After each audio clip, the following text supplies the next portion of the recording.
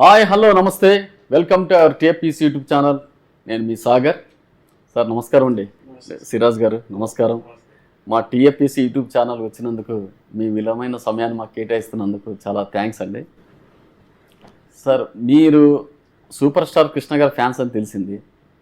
మీరు ఆ కృష్ణ గారి ఫ్యాన్స్ ఎలా అయ్యారు అనేది మాకు మీ ప్రయాణం. టిఎఫ్పిసి యూట్యూబ్ ఛానల్ వారిగా ప్రేక్షకులందరికీ నా హృదయపూర్వక ధన్యవాదాలు. అలాగే మహేష్ బాబు జన్మదిన సందర్భంగా ఆయనకు కూడా ఒకసారి ఈ కెమెరా తరఫున మన శుభాకాంక్షలు తెలియజేస్తాం.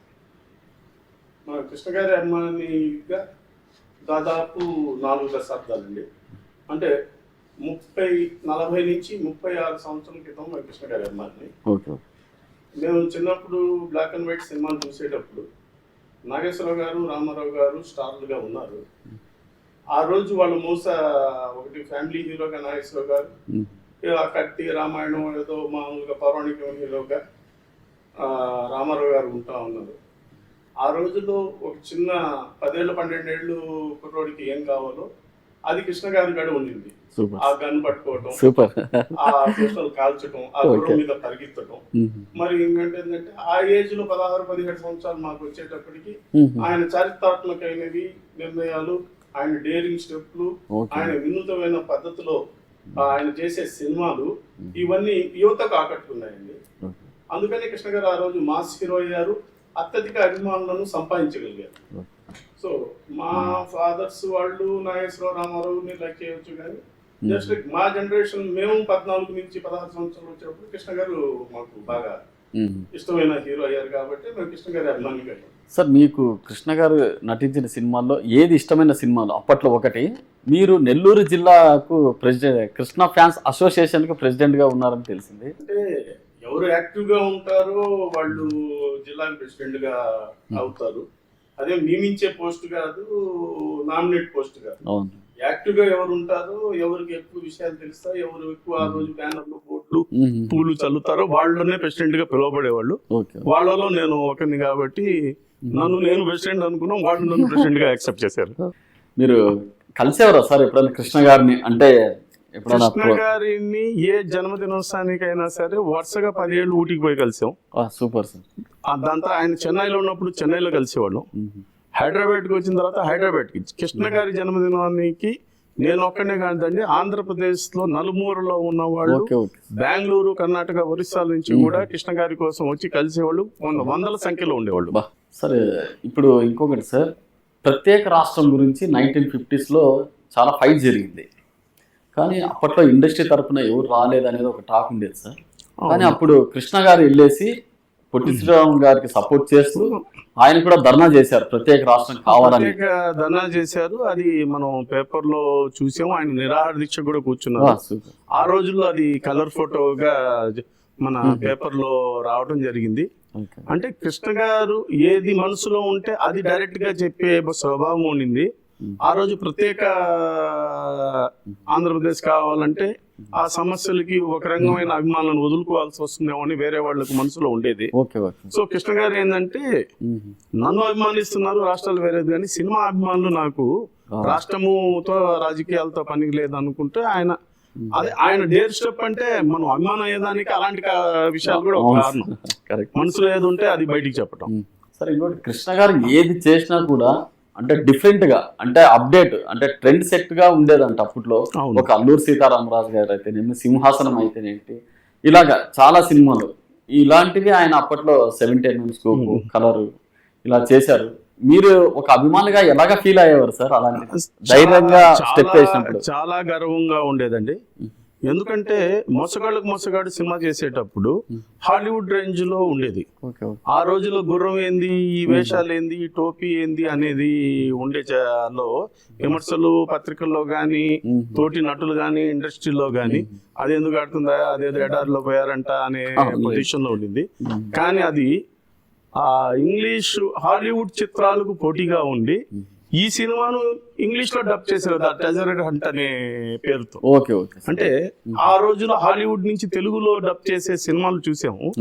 ఈ సినిమాను తెలుగులో నుంచి చేసిన మొట్టమొదటి ఇండియాలో ఒకే ఒక హీరో అది కృష్ణ గారు.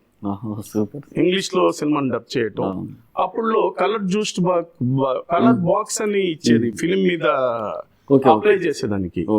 అది మనకు అక్కడ ఫారెన్ నుంచి ఒక గిఫ్ట్ బాక్స్ గా కృష్ణ గారికి ఈస్ట్మన్ కలర్. సో అంత గుర్తింపు తెచ్చిన అతను అల్లూరి సీతారాం.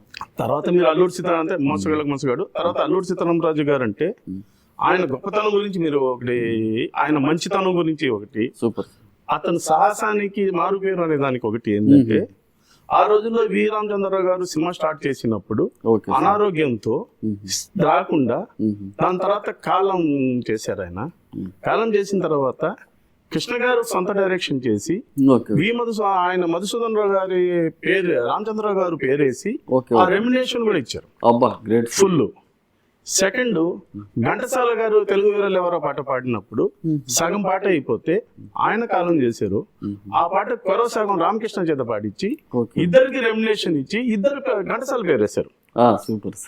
అంటే మంచితనానికి కూడా ఏంటంటే మనిషి పోయారు, ఇంకేముంది నేను చేశాను కదా డైరెక్షన్ అని చెప్పి. ఈ కాలంలో ఊళ్ళో డైరెక్షన్ చేసిన ఊళ్ళో పెట్టిన లాక్కుని రోజులు, ఆ రోజులో లేకపోయినా ఈయన అంటే ఆయన మంచితనం మానవత్వమే మనకు ఆయన ఇన్నేళ్లు అభిమానులుగా, ఆయన ఈ రోజు మన మధ్యలో లేకపోయినా ఇన్నేళ్లు అభిమానిగా కృష్ణాభిమాని గర్వంగా చెప్పుకుంటున్నారంటే ఒక మంచి వ్యక్తికి అభిమాని అనేది గర్వపడుతున్నాం.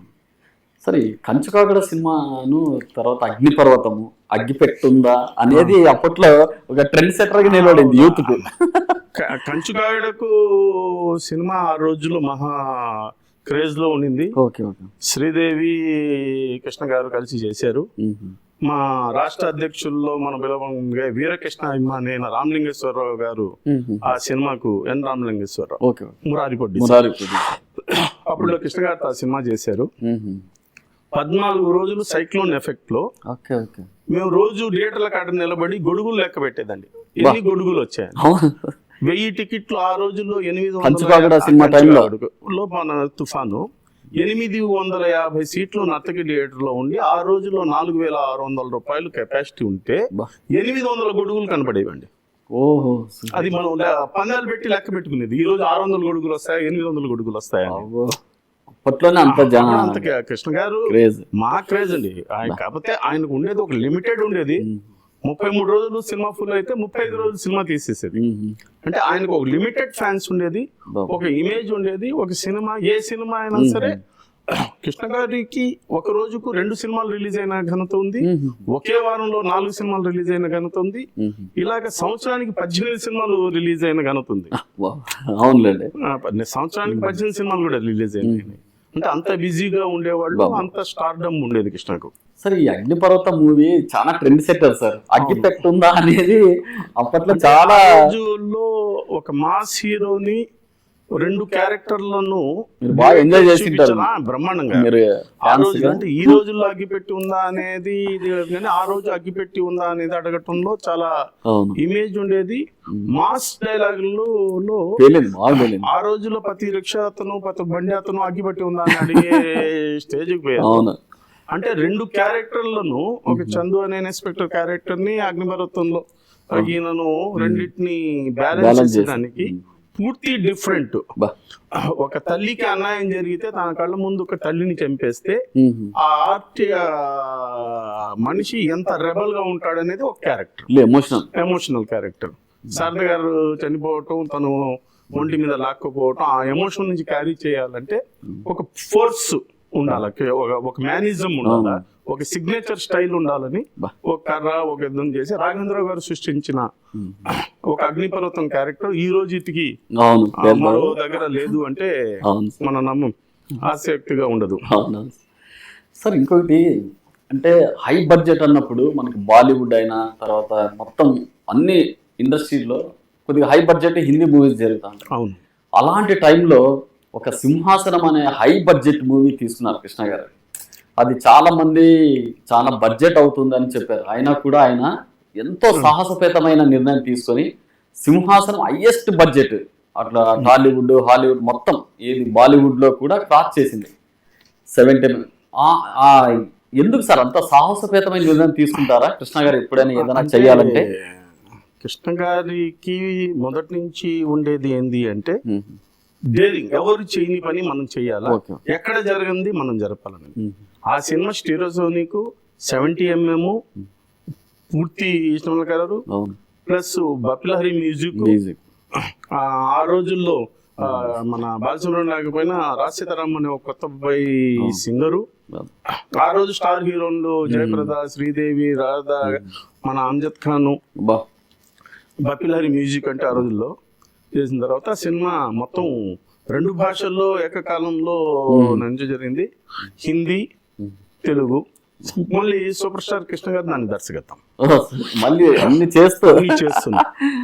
గ్రేట్ ఆ సినిమా బర్త్డేకి మొత్తం విజిపిలో ఆ రోజు చెన్నైలో పరిశ్రమ ఉన్నప్పుడు ఒక 2000 బస్సులతో మొత్తం నిండిపోయిందండి విజిపి మొత్తం ఆ సముద్ర పాలన అంతా.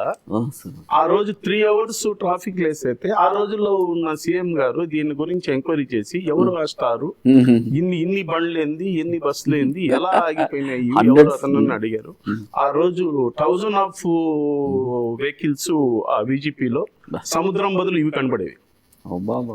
దాని తర్వాత కృష్ణ గారు ఆ రోజు చేసిన ఆ పాట ఈ రోజు ఏ పెళ్లిలో కానీ అది లేకుండా ఉండదు. ఆ రోజుల్లో మనం రాజసీతారాంని కృష్ణ గారు తీసుకోవడం తప్పంటే దాదాపు 30-35 ఏళ్ళు అయినా ఈ రోజు ఆ పాటను 10 దగ్గర వేస్తున్నప్పుడు ఎందుకు కృష్ణ గారు సరైన నిర్ణయం కాదంటారు నాకైతే తెలీదు. దాంట్లో ఆడియో సూపర్ హిట్. అవును అంటే కృష్ణ గారు 100 days కూడా చాలా పరిచేటప్పటికి పద్మాలయ స్టూడియోస్ అంటే బాంబేలో కూడా భయపడేదండి. ఆ రోజుల్లో ఆర్కే స్టూడియోను వేరే స్టూడియోస్ వాళ్ళు ఉన్నా కృష్ణ సినిమాకు బ్యానర్ వస్తుందంటే హిందీ సినిమాలు పోస్ట్పోన్ చేసుకున్నారు. ఆ రోజు హిమ్మత్వాలా, మవాలి సినిమాలు ఒక సాంగ్ కొన్ని లక్షల రూపాయలు మన టీవీ మన క్యాసెట్లకు సంపాదించి పెట్టింది. లక్షలు. ఆ మవాలి మామూలుగా భైరవిలో సాంగ్ అయితే ఆ డింపుల్ తో చుమ్మా చుమ్మా పాట పెద్ద సెన్సిలేషన్. సినిమాకి ఎంత డబ్బులు వస్తాయో ఒక ఆడియో రైట్స్ కి ఎంత డబ్బులు వచ్చాయి. కరెక్ట్. ఇంకోటి ఏంటంటే ఈ రోజుల్లో పేపరు డిజిటల్ మీడియా ఉండేది కానీ కృష్ణ గారు పుట్టినరోజుకు ఆంధ్రజ్యోతిలో 60 పేజీలు వస్తాయా, 70 పేజీలు వస్తాయా, 30 పేజీలు వస్తాయా అని ఫ్యాన్స్ చర్చించుకునేది. ఉదయం 3:30కు మనం రైల్వే స్టేషన్ లో ఉండేది. అప్పుడు ట్రైన్ లో వచ్చేది జ్యోతి పేపర్. జ్యోతి పేపర్ లో అదర్ హీరోలకు పుట్టినరోజులకు ఒక 8-9 పేజీలు వస్తే కృష్ణ గారి పుట్టినరోజు 50-60 పేజీలు వచ్చేవి. ఫుల్ షీట్లు, ఫ్యాన్స్ గంతర్కులు. అంటే ఎంత ఇమేజ్ ఉంది ఆయనకు అనేది దీన్ని బట్టి మనకు అర్థం అవుతుంది. 100 days కూడా మంచిగా ఎక్కడ అంటే అన్ని సెంటర్లో కృష్ణ గారికి బయట వాళ్ళకంటే స్లోగా సినిమా ఆడుతా పోయేది బయట హీరోలకి. బయట హీరోలకు 100 రోజులు ఆడి ఎంత కలెక్షన్ వస్తుందో కృష్ణ గారి సినిమా 2-3 వారాల్లో అది వచ్చేసేది. అంటే చూసే తలలు అంటే ఆడియన్స్ కృష్ణ గారికి వేరే హీరోకి సమానం అయినప్పటికీ కిక్ గా 1-2 వారాల్లో చూసేస్తారు. అదర్ ఏంటంటే ఫ్యామిలీస్ అవి స్లో ఉంది కూడా కొంచెం స్లోగా లేదు సార్. ఇంకొకటి ఇప్పుడు కృష్ణ గారు రేంజ్ అంటే పెరుగుతూ ఉండేది. అంటే యాజ్ ఎ స్టార్ గా నందమూరి తారక రామారావు గారు ఏదైతే కృష్ణ గారు అల్లూరి సీతారామరాజు తీసినప్పుడు ఆ మూవీ ఆయన అప్రిషియేట్ చేశారని ఒక టాక్ ఉంది సార్. అప్పుడు ఎలా ఉండేది సార్ వీళ్ళిద్దరి మధ్య సంబంధాలు? మాకు తెలిసి కృష్ణ గారు చాలా ఇంటర్వ్యూలో చెప్పారు, మనం అయితే వాళ్ళిద్దరిని కళ్ళారట్లు. కృష్ణ గారి ఇంటర్వ్యూస్ ని, కృష్ణ గారు ఇచ్చే ప్రతి స్టేట్మెంట్ ని ఫాలో అయ్యే ఒక అభిమానిగా కృష్ణ గారు ఇచ్చిన ఇంటర్వ్యూస్ ప్రకారం మనతో గానీ ఎప్పుడైనా పరోక్షంగా ఎవరికైనా చెప్తున్నప్పుడు మనం వింటాం. కానీ సీతారామరాజు సినిమా నేను చెయ్యాలనుకుంటున్నానండి, ఇట్లా స్క్రిప్ట్ రెడీ చేస్తున్నాను, మీరు చేస్తున్నారంట, మీరు చేస్తే నేను డ్రాప్ అవుతాను అంటే, వద్దయ్యా నువ్వు ఇప్పుడు అప్కమింగ్ గా ఉన్నావు, బాగా పేర్లో ఉన్నావు, అదే ఉంది గడ్డాలు వేషాలు, ఆ సినిమా ఆడదు, నువ్వు చేయబాకు, నేను చేయను అని చెప్పాను. అదేంటండి మీరు చేయకపోవటం అనేది ఉందా? నేను చేస్తున్నాను మీరు చేయబాకు అంటే బాగుండదు, కానీ నువ్వు చేయబాకు నేను చేయను అనేది అది ఎంతవరకు సభలో వచ్చాం. తర్వాత యాక్చువల్ గా అప్పుడు సీతారామరాజు స్టార్ట్ చేసేటప్పుడు ఒక స్క్రిప్ట్ మన మహారథి గారు వీళ్ళంతా బాగా గెటప్ ఒక ఇది వేసుకున్నారు. వేసుకుని ఇండస్ట్రీలో ఉన్న దాదాపు ఆల్మోస్ట్ ఆ రోజుల్లో ఆర్టిస్టులను దాంట్లో కమిట్మెంట్ చేసి అంతా అయిపోయిన తర్వాత ఇప్పుడు అంటే ఒక రకంగా కృష్ణ గారు ఎన్టీఆర్ కి అభిమాని. అవును. ఆయన దానికి బ్యాక్ స్టెప్ తీసుకోవటం ఎందుకు, ఇంతమంది ఇది అవుతారు అవును అని చెప్పేసి ఆయన సక్సెస్ అయిపోయారు. విచిత్రం ఏంటంటే ఆయన జీవితంలో అది ఒక మలుపురాయి. మలుపురాయి. ఈ రోజుకి కృష్ణరాజు, సీతారామరాజు లాంటి పాత్ర చేయలేదని చిరంజీవి లాంటి ప్రముఖ నటులు చెప్పిన స్టేజ్ మీద చెప్పిన రోజులు ఉన్నాయండి. So that is Krishna. Success is నీ గ్రాస్ పవర్ ఉంది. ఒక స్టూడియో అధినేతగా, ఒక హీరోగా, ఒక దర్శకుడుగా, ఒక రాజకీయ నాయకుడుగా అన్ని రకాల అనుభవాలు ఉన్నాయి ఆయనకు. అన్నిటికి మించిన అనుభవం మంచితనం, మానవత్వం. సార్, నందమూరి తారక రామారావు గారు పార్టీ పెట్టారు, తెలుగుదేశం పార్టీ. ఆ టైంలో కృష్ణ గారు కాంగ్రెస్ వైపు వెళ్ళారు.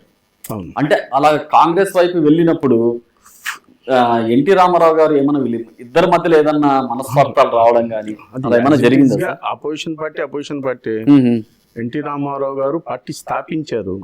కృష్ణ గారు ఆల్రెడీ ఎస్టాబ్లిషింగ్ పార్టీలో పోయారు. ఆ రోజు కాంగ్రెస్ అనేది మన ఆంధ్రప్రదేశ్ లో కానివ్వండి, అదే ఆంధ్రప్రదేశ్ అంటే అప్పుడు తెలంగాణ కూడా ఆంధ్రప్రదేశ్ లెక్కలో ఉండేది. కాంగ్రెస్ ఊపులో ఉండేది. ఇందిరాగాంధీ తర్వాత రాజీవ్ గాంధీ గారు యంగ్ బ్లడ్ కి కొద్దిగా ఇలాగా, అంటే నేను ఎలాగా కృష్ణ గారికి అభిమానియాను, ఆ రోజు ప్రయోగాలు చేసే వాళ్లకు, డేరింగ్ డాషింగ్ కి మంచి వాళ్లకు రాజీవ్ గాంధీ పెద్ద స్థానం వేసేవాడు. ఆయన గుంటూరు రాజీవ్ గాంధీ ఆహ్వానం మేరకే కృష్ణ గారు పోయారు. ఆ రోజు ఏమంటే ఎన్టీఆర్ తో సమానంగా ఇండస్ట్రీలో ఇమేజ్ ఉన్న వాళ్ళను కాంగ్రెస్ వాళ్ళు దాన్ని ఏమంటారు, ట్రాప్ అంటారు, ఇంకోటి అంటారు, దాంట్లోకి లాగారు. బేసిక్ గా కృష్ణ గారు కాంగ్రెస్ వాది. అప్పటికే ఎన్టీ రామారావు మీద 1-2 సినిమాలు యాంటీగా తీయటం, దాన్ని చేయటం. అప్పుడు వాళ్ళంతా తుఫాను, ఏదైనా ఉత్పత్తుల్లో ఏదైనా విలాసం ఏమైనా జరిగితే దానికి ఆయన ఏం చేసేవాళ్ళు అంటే, వాళ్ళు బయట పబ్లిక్ కాడనో ఏదో ఒక రకంగా జోలీలు పట్టుకోను చొందాలో దండేది. అప్పుడు ₹1,00,000 అంటే చాలా పెద్ద అమౌంట్. కృష్ణ గారు ఒకరే ₹1,00,000 తన సొంతంగా డొనేషన్ ఇచ్చారు. సో రాజకీయాలకి ఇలాంటి వ్యక్తి అవసరం అని గమనించి కాంగ్రెస్ పార్టీ కృష్ణ గారిని ఆహ్వానించింది. అందులో భాగంగానే ఏలూరు ఎంపీ టికెట్ ఇవ్వటం అయింది. అప్పుడు బుల్లి బాలరామ మీద ఆయన 56,000 ఓట్లతో గెలవడం జరిగింది ఎంపీగా. దాని తర్వాత ఇంకా ఈయన ముఖావతంస్తుడు, రాజకీయాల్లో అడిగితేనే ఈయన నేనేంది ఒకరిని అడిగేది అన్నట్టుగా ఈయన ఉన్నారు. దాని తర్వాత సెకండ్ టైం మళ్ళీ కాంగ్రెస్ లో ఓడిపోయారు. దానికి కూడా కారణం ఏంటంటే నాకు గుంటూరు ఇవ్వండి, నేను ఏలూరులో నిలబడను అని చెప్పారు. దాని తర్వాత లేదు నువ్వు ఇక్కడే నిలబడాలంటే ఏలూరు ప్రజలు దాన్ని కొద్దిగా సున్నితంగా తీసుకున్నారు. మా దగ్గర నిలబడను, గుంటూరులో పోతాను కదా అన్నట్టుగా మళ్ళీ ఓడిపోయారు. కానీ స్టిల్ నవ్వు కృష్ణ గారు చనిపోయేంత కాంగ్రెస్ ని చేసుకుంటా వచ్చారు. ఇంకా అబ్బాయి అంటే ఇంకా వాళ్ళు వేరే కుటుంబాలకి రాజకీయాలతోనే సంబంధం లేదు. సార్, ఇంకోటి ఏంటంటే ఇలా పార్టీలు కాంగ్రెస్, టీడీపీ అన్నది కృష్ణ గారు ఒకవైపు రామారావు గారు, మీరు యాజ్ ఎ అభిమానులుగా అప్పట్లో గొడవలు జరిగేవి అన్నారు. ఎన్టీఆర్ ఫ్యాన్స్ కు కృష్ణ గారి ఫ్యాన్స్ కు గొడవలు జరిగాయి. ఎలక్షన్ టైంలో కూడా ఈయన మీద కృష్ణ గారి మీద దాడి జరిగింది అనేది ఒక టాక్ ఉంది సార్. కృష్ణ గారు క్యాన్వాస్ కి పోయి బయలుదేరితే గుంటూరు జిల్లాలో ఆయన మీద రాళ్ళు వేయటం జరిగింది. ఎడం కంటికి కొద్దిగా దెబ్బ తగిలితే ఆ రోజు బ్లాక్ కలర్ జోడు పెట్టుకుని గుంటూరులో జరిగే సమావేశానికి రాజీవ్ గాంధీతో పాటు ఇద్దరు స్పీకర్లు, ఒకటి రాజీవ్ గాంధీ, 2 కృష్ణ. ఆ రోజుల్లో రాజీవ్ గాంధీ అనే అతను #1 ఇండియాకు #1 వేస్తున్నారు. Only Krishnaji and Rajiv ji stage మీద ఉన్నారు. సో అవి సామాన్యం. ఇంకా గొడవలు అంటారా, ఒక ఎన్టీఆర్ ఫ్యాన్స్ తోనే కాదు, ఆ రోజు ఎన్టీ రామారావు కాడి నుంచి నిన్నటి చిన్న హీరో అంటే మీకు ఎట్లా చెప్పాలంటే సోమన్ బాబు లాంటి వాళ్ళతో కూడా కృష్ణాభిమానులు గొడవ ఉండేది. ఎందుకంటే 1-4 సినిమాలు ప్రతి నెల రిలీజ్ అవుతా ఉండేవి. వాళ్ళది 1-2 అయినా దానికి ఇది పోటీ ఉండేది. సో ఎప్పుడు పోటీ ఒకే డేట్ కి వస్తాయో వీళ్ళిద్దరు ఎదురు పడినప్పుడు ఏదో మాటలు గిట్టలు జరుగుతాయి. విజయ నిర్మల గారు కృష్ణ గారు అంటే వివాహం చేసుకున్నప్పుడు అంటే వీళ్ళిద్దరు పరిచయం ఎలా జరిగి ఉంటుంది అంటే యాజ్ అభిమానులుగా మీరు వాళ్ళ గురించి ఒక చెప్పండి సార్. మనకు అంతగా దాని గురించి క్షుణ్ణంగా తెలియదు కానీ కృష్ణ గారు, విజయ నిర్మల గారు కలిసి కొన్ని చిత్రాలు చేయడం జరిగింది. అవును సార్. అప్పుడు ఆఫ్టర్ కొంత కృష్ణ గారికి డౌన్ ఫాల్ లో ఉన్నప్పుడు బంగారు భూమి చిత్రం అలాంటున్నప్పుడు కృష్ణ గారు విజయనంలో చేసినప్పుడు వాళ్ళిద్దరు ఒక సక్సెస్ జంటగా దాదాపు నాకు తెలిసినంత 50 సినిమాలు చేశారు వాళ్ళు. అప్పటికే 10-15 చేసేస్తున్నారు. సో వాళ్ళకున్న ర్యాప్, ఒకరి గురించి ఒకరు మంచితనం. ఇంకా కృష్ణ గారి మిస్సెస్ అయితే దేవత, ఆమె గురించి ఎక్కడ లేదు, ఆమె ఎక్కడ స్క్రీన్ మీద లేదు. ఇంకా మేడం గారు అంటారా, ఎవరి విషయంలో మా విషయంలో మాత్రం ఆ మహా తల్లి. మేము ఎప్పుడు పోయినా సొంత బిడ్డల్లాగా చూసేది. చెన్నైకి పోయినా చూసేది, హైదరాబాద్ లో చూసినా. ఒక రకంగా కృష్ణ గారి కన్నా మేడం మనకు ఎక్కువ అభిమానించేది, ఆదరించేది ఫ్యాన్స్ ని. కృష్ణ గారి బిజీలో ఉన్నంత వరకు అయినా మొన్నటి వరకు కూడా ఆమె ఫ్యాన్స్ కి బాగా హెల్ప్ చేసేది. మంచి వ్యక్తి, వాళ్ళకి ఎక్కడో కలిసింది అది. దాన్ని అంత లోతుగా మనం పోయే స్థాయి మంది కాదు ఆ రోజుల్లో. ఇప్పటికైనా కొద్దిగా ఏదో పెరిగాం కానీ ఆ రోజుల్లో మనకు అంత అవగాహన లేని సమస్య. సార్ ఇంకొకటి, మామూలు కృష్ణ గారు ఇందిరాగాంధీ, తర్వాత రాజీవ్ గాంధీ, తర్వాత వైఎస్ రాజశేఖర రెడ్డి గారు, తర్వాత కేసీఆర్ గారు. కేసీఆర్ గారు చాలా సందర్భాల్లో చెప్పారు, నేను కృష్ణ గారిని ఫ్యాన్స్ అని చెప్పారు. అలాగా అందరి దగ్గర ఈయనంటే అభిమానం ఉండేది. కృష్ణ గారు అంటే ఆల్ పొలిటికల్ లీడర్స్ అయినా కొద్దిగా ఆయన అభిమానం ఉండేది. అది మీ వరకు వచ్చేటప్పుడు మీరు ఎలా ఫీల్ అయ్యారు సార్? ముఖ్యమంత్రులు ఇలాగా అంటున్నారు. ఇప్పుడు Indira Gandhi he's a success hero, is glamour hero అని స్టేట్మెంట్ ఇచ్చారు. Prime minister he's my brother, ఆ కలర్ గానీ నేను గానీ మీ ఇద్దరు అన్నతమ్ముల లాగా ఉంటామని చెప్పి రాజీవ్ గాంధీ గారు చెప్పారు. దీని తర్వాత వచ్చినప్పుడు కేసీఆర్ గారు కూడా ఆయన సాహసాలకు ఆయనకి చేశారు. ఇంకోటి ఏంది అంటే ఆ తరం పక్కన పెట్టేస్తే, నిన్న రేవంత్ రెడ్డి కూడా ఒక హిందీ సినిమాకు హిందీ ఇంటర్వ్యూలో, నేను అప్పట్లో కృష్ణ గారి అమ్మాని, నేను ఆయన సినిమాలు చూసేవాడు, ఇప్పట్లో నేను రాజకీయాల్లో ఉన్నాను రేవంత్ రెడ్డి గారు కూడా చెప్పారు. అది కాంగ్రెస్ అనేది కాదు కానీ కృష్ణ గారికి వాళ్ళు అభిమానించారు. ఎందుకంటే వీళ్ళు ఎంగేజ్ అయినప్పుడు టాప్ హీరోయిన్, వాళ్ళ జనరేషన్ కి వీళ్ళు టాప్ హీరో, వాళ్ళు మనకు గుర్తున్నారు కాబట్టి కృష్ణ గారే హీరో. ఎందుకంటే 1 to 10 కృష్ణయ్య ఉండేదండి. ఒక రామారావు గారుని పక్కన పెడితే నెక్స్ట్ ప్లేస్ లో 1 to 10 ఉండేది. అంటే అన్ని రకాల సినిమాలు, ఏ సినిమా అయినా, ముందడుగు, పంటలు, అల్లూరి సీతారామరాజు, సింహాసనం, వజ్రాయుధం, అగ్నిపర్వతం, డిఫరెంట్, సాక్షి, ఎలాంటి సినిమా సరే, ఈనాడు ఎలాంటి సినిమా అయినా సైన్ చేసేది, ఎలాంటి సినిమానైనా చేయాలని తప్పన ఉండేది. అది అమాయకుడు పాత్ర కానివ్వండి, హీరో పాత్ర కానివ్వండి. ఆ రోజుల్లో దాసనారాయణరావు బండోడు కుటుంబ సినిమా తీసిన, రాఘవేంద్రరావు అగ్నిపర్వతం తీసిన, కోటరామకృష్ణ గారి సినిమా తీసిన, ఇవన్నీ పెద్ద సూపర్ హిట్లే కదా. ఇప్పుడు రామరాజుల భీమరాజు, వజ్రాయుధం, కంచు కాగడ, ఇవన్నీ ఆ టైంలో ఆడియో పరంగా హిట్ ఉండేది. అంటే ఒక హీరో ఇమేజ్ ని మీరు కొలవాలంటే, ఒక శ్రీదేవితో ఒక సినిమా ఈ రోజు చేస్తే వాళ్ళ జీవితం మొత్తం చెప్పుకుంటారు. అలాంటి సినిమాతో 35 సినిమాలు పైన చేశారు కృష్ణ. ఒక జయప్రదతో, ఇప్పుడు ఒక టాప్ హీరోనితో ఇప్పుడు ఒక సినిమా చేస్తే వాళ్ళ లైఫ్ లో శ్రీదేవిని చూడటమే అదృష్టంగా భావించే స్టార్ డైరెక్టర్లు, స్టార్ హీరోలు ఇప్పటికి ఉన్నారు. అలాంటి హీరోయిన్ తో 10ల సంఖ్యలో సినిమా తీశారు. సో ఎందుకు ఆ ఇమేజ్ ఉండదు? ఉంటేనే ఎవరైనా ఆ రోజులు శ్రీదేవికి 10 కోట్లు ఇస్తే ఆ రోజు 10 లక్షలు ఇచ్చినా రెండు సమానం. కానీ ఒక హీరో పక్కన ఒక హీరోయిన్ అంటే దాదాపు 58 మంది హీరోలు, 75 మంది డైరెక్టర్లు, 150 మంది ప్రొడ్యూసర్లు దాదాపు కృష్ణ గారితో పనిచేశారు. 320 సినిమాలు ఆయన హీరోగా నటిస్తే 350 సినిమాలు మొత్తం చేస్తే ఆయన ఒక 30-40 సినిమాలు పక్కన పెడితే ప్రతి సినిమాలో తను hero. No character artist, no side, double, triple action, ఇవన్నీ పక్కన పెట్టండి.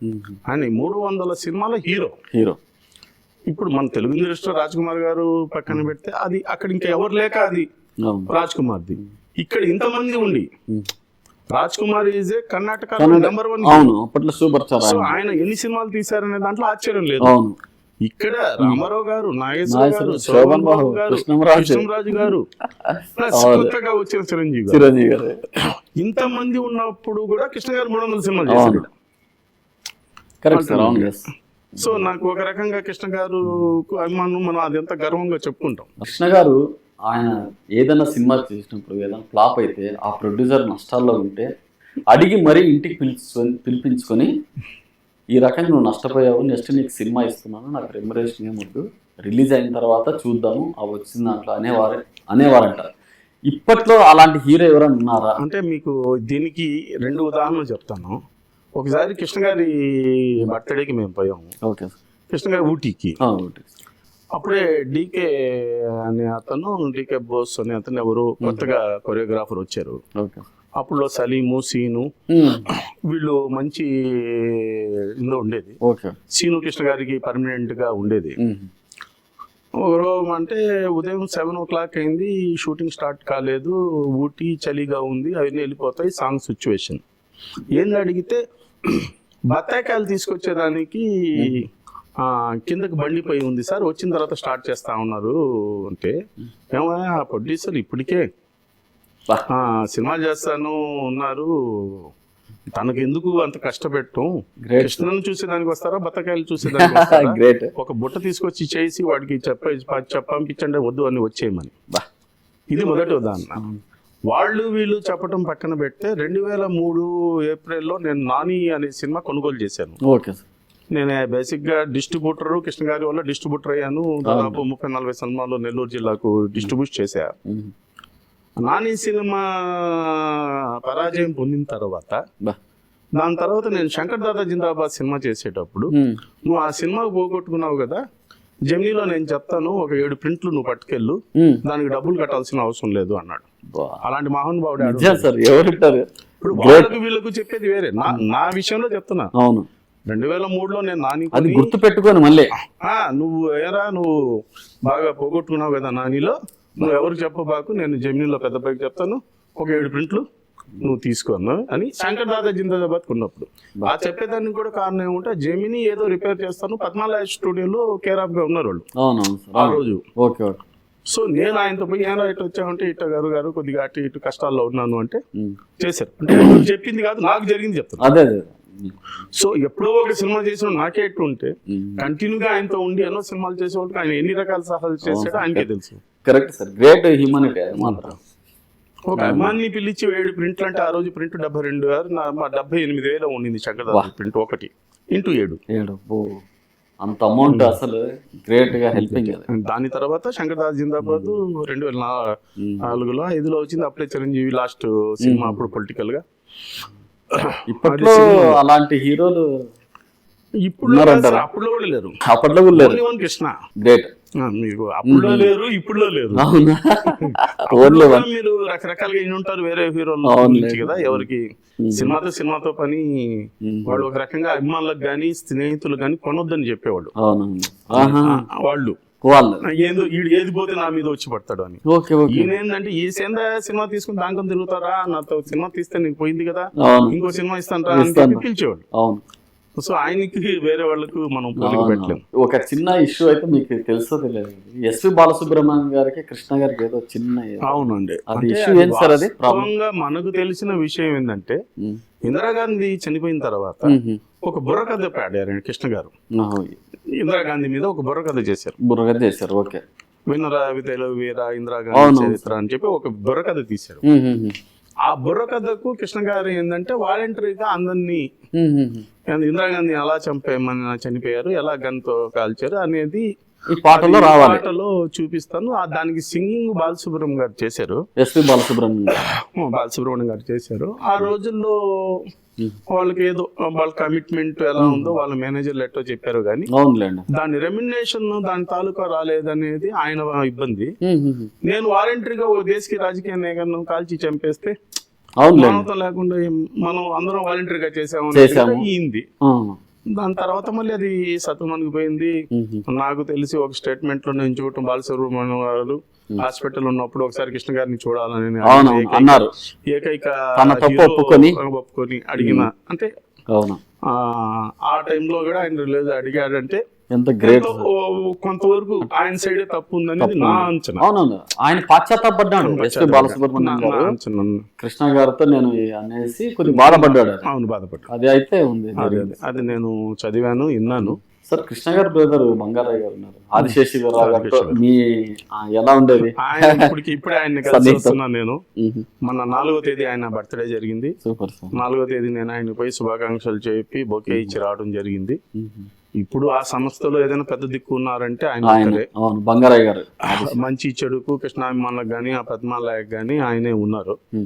సో అన్నదమ్ములు మంచితనంలో వాళ్ళు మొత్తం కుటుంబం, కృష్ణ గారి ఘటం లేని కుటుంబం మంచితనానికి చాలా దాని ప్రతిఫలమే ఈరోజు మహేష్ సూపర్ స్టార్. అంతే కదా సార్, కరెక్ట్. మా తల్లిదండ్రులు పుణ్యం చేసుకుంటే మా బిడ్డల మీద వస్తుంది అనేది ఆయన చేసిన మంచితనం, ఆయన చేసిన వాతావరణమే ఈ రోజు మహేష్ బాబు సూపర్ స్టార్ గా ఉన్నారనేది మా నమ్మకం. సార్ ఈయన మన ఎవరైతే ఇది సార్ రమేష్ బాబు గారు, పెద్ద అబ్బాయి రమేష్ బాబు గారు, ఆయనతో మీ ఎలా ఉండేది సార్? అంటే హీరోగా బజార్ రౌడీ సినిమా చేశారు. హీరోగా ఆయన మొదటి సినిమా సామ్రాట్ అండి. సామ్రాట్. ఆ రోజుల్లో నాగార్జున, వెంకటేష్, రమేష్ వీళ్ళంతా కొద్దిగా అటు ఇటు కాలంలో పరిచయం అయ్యారు. సామ్రాట్ అనే సినిమా అక్టోబర్ 2వ తేదీ రిలీజ్ అయింది. ఆ రోజు గాంధీ జయంతి. ఈ రోజు హాలిడేస్ కి థియేటర్లకు పెద్ద లేదు, కానీ ఆ రోజు హాలిడేకి సినిమా రిలీజ్ అయిందైతే తిన్నారులాగా ఉండేది. Okay okay. ఆ రోజుల్లో అక్టోబర్ 13 ఆయన బర్త్డే రమేష్ బాబు గారిది అక్టోబర్ 2 అయింది. 2వ తేదీ నుంచి అక్టోబర్ 13 వరకు సినిమా ఫుల్ అయింది, 2 వారాలు. దాని తర్వాత ఏంటంటే అది ఆ రోజుల్లో అది బేతాబ్ సినిమాకు ఇది చేయటం, పెద్ద హిట్ కావటం, హార్స్ రైడింగ్ చేయటం, కృష్ణ గారి వారసుడుగా మొట్టమొదటి సినిమాగా రిలీజ్ అవటం. దాని తర్వాత రమేష్ బాబు చాలా బిజీ ఆర్టిస్ట్ గా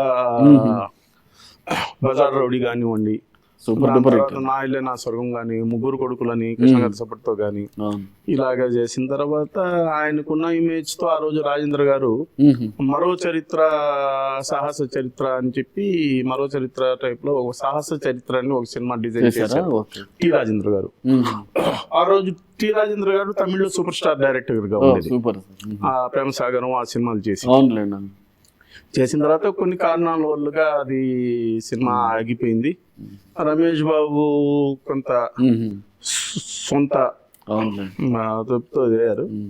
ఈజ్ కృష్ణ గారు ఎంత మంచివాళ్ళు ఈ టోటల్ కుటుంబంలో రమేష్ బాబు అంత మంచివాడు వ్యక్తిగతంగా. ఆర్టిస్ట్ గా ఆయన సక్సెస్ కాకపోయినా ఆ రోజు ఆ ఆర్టిస్ట్ గా సక్సెస్ చేయకపోవడం కారణం కూడా ఏంది అంటే కొద్దిగా ఇతనికన్నా కొద్దిగా బెటర్ ఆర్టిస్టులు బాగా వచ్చేసారు. నాగార్జున, వెంకటేష్ కొద్దిగా డిఫరెంట్ గా పోవటం. ఇంకోటి కూడా ఏంటంటే కృష్ణ గారు హీరోగా రిటైర్ కాలేదు. అవును లైవ్ లో బాగా ఎనర్జెటిక్ గా ఉన్నారు. నేను కృష్ణాభిమానిగా ఎన్నున్నానో నాకు కృష్ణ కుడి చెయ్యి.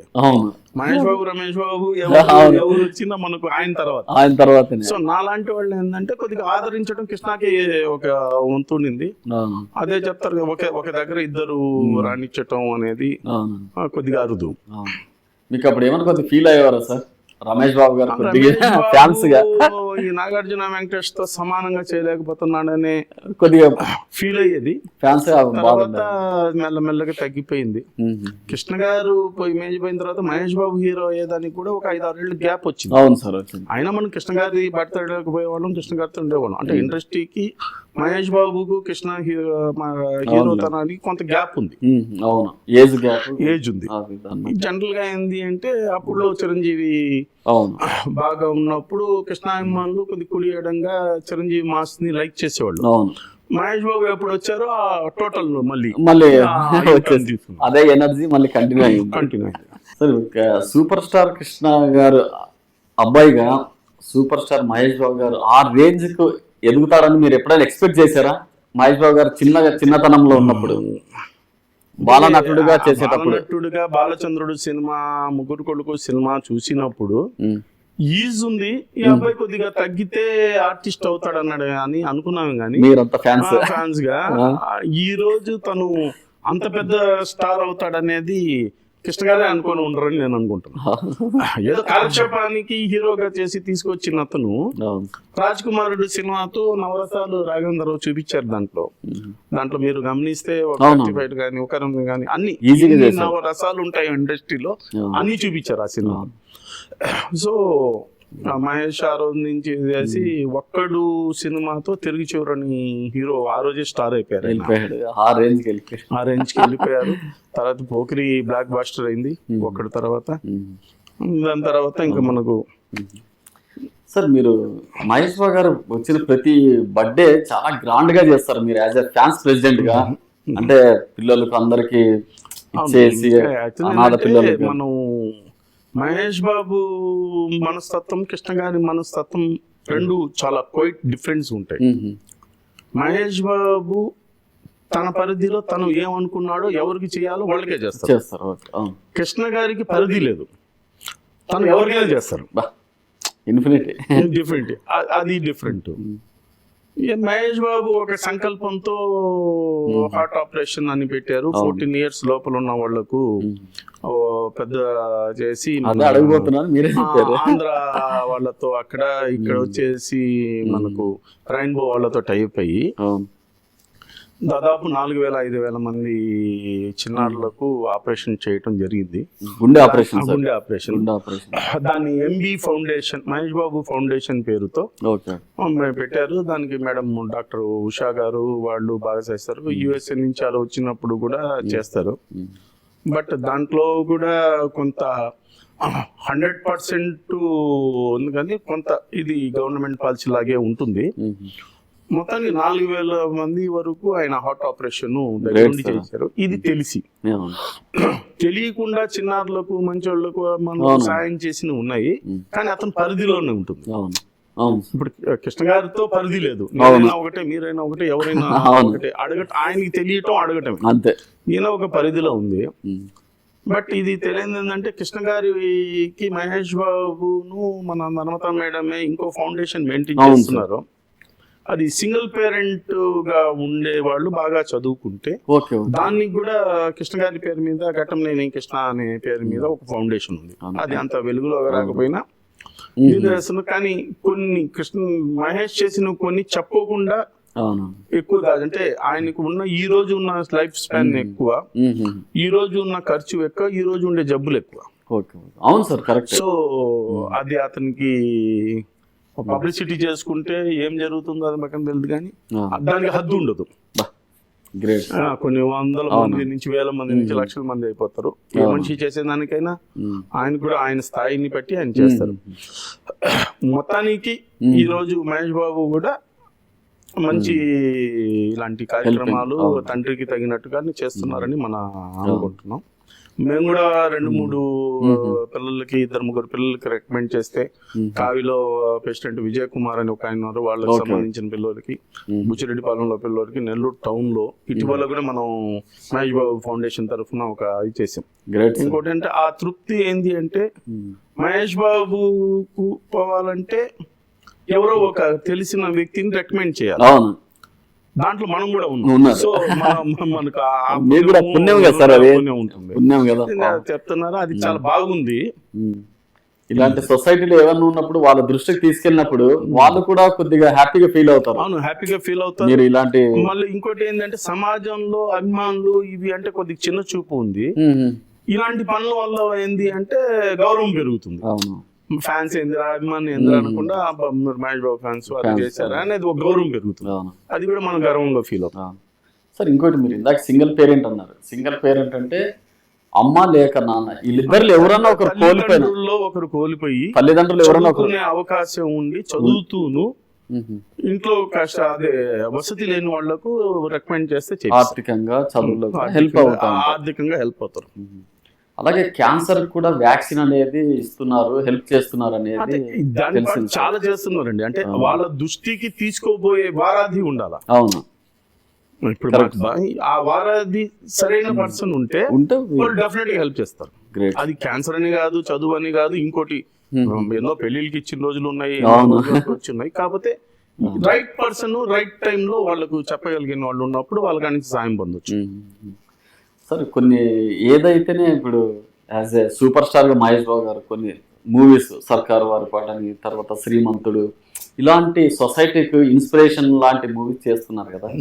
అలాంటి మూవీస్ చూసినప్పుడు యాజ్ ఎ ఫ్యాన్స్గా మీకు మీ మీ ఆనందం ఎలా ఉంటుంది సార్? అంటే వాళ్ళ ఫ్యామిలీ ఒక స్పెషల్, ఎస్, రొటీన్ పోరు. అవును. అంటే మీరు పక్కన హీరోలతో పోల్చుకుంటే ఒకే మోసం ఉంటుంది సినిమా. మాస్ అంటే ఫైట్లు, గాల్లో లేటాలు, తలలు నరకటాలు ఇవి ఉంటాయి.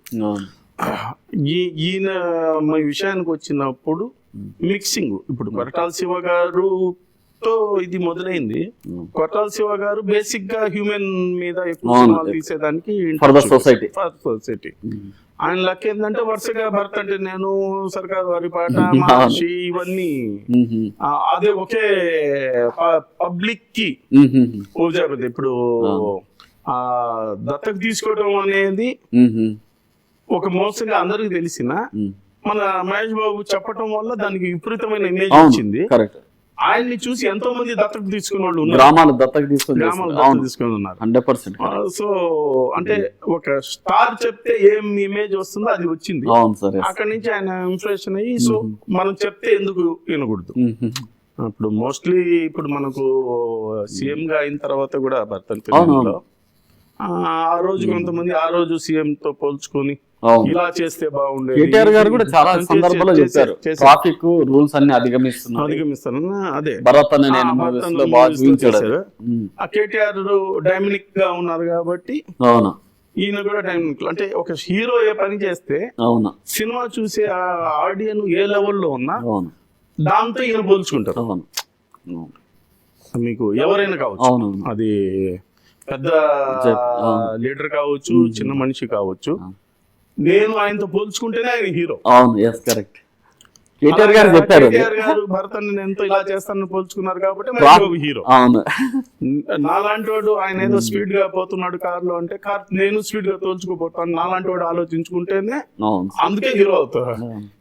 హీరో చేసి అందుకని హీరోని మీరు చేసేది పబ్లిక్ ఫాలో అవుతారు, విఐపీస్ ఫాలో అవుతారు. 100%.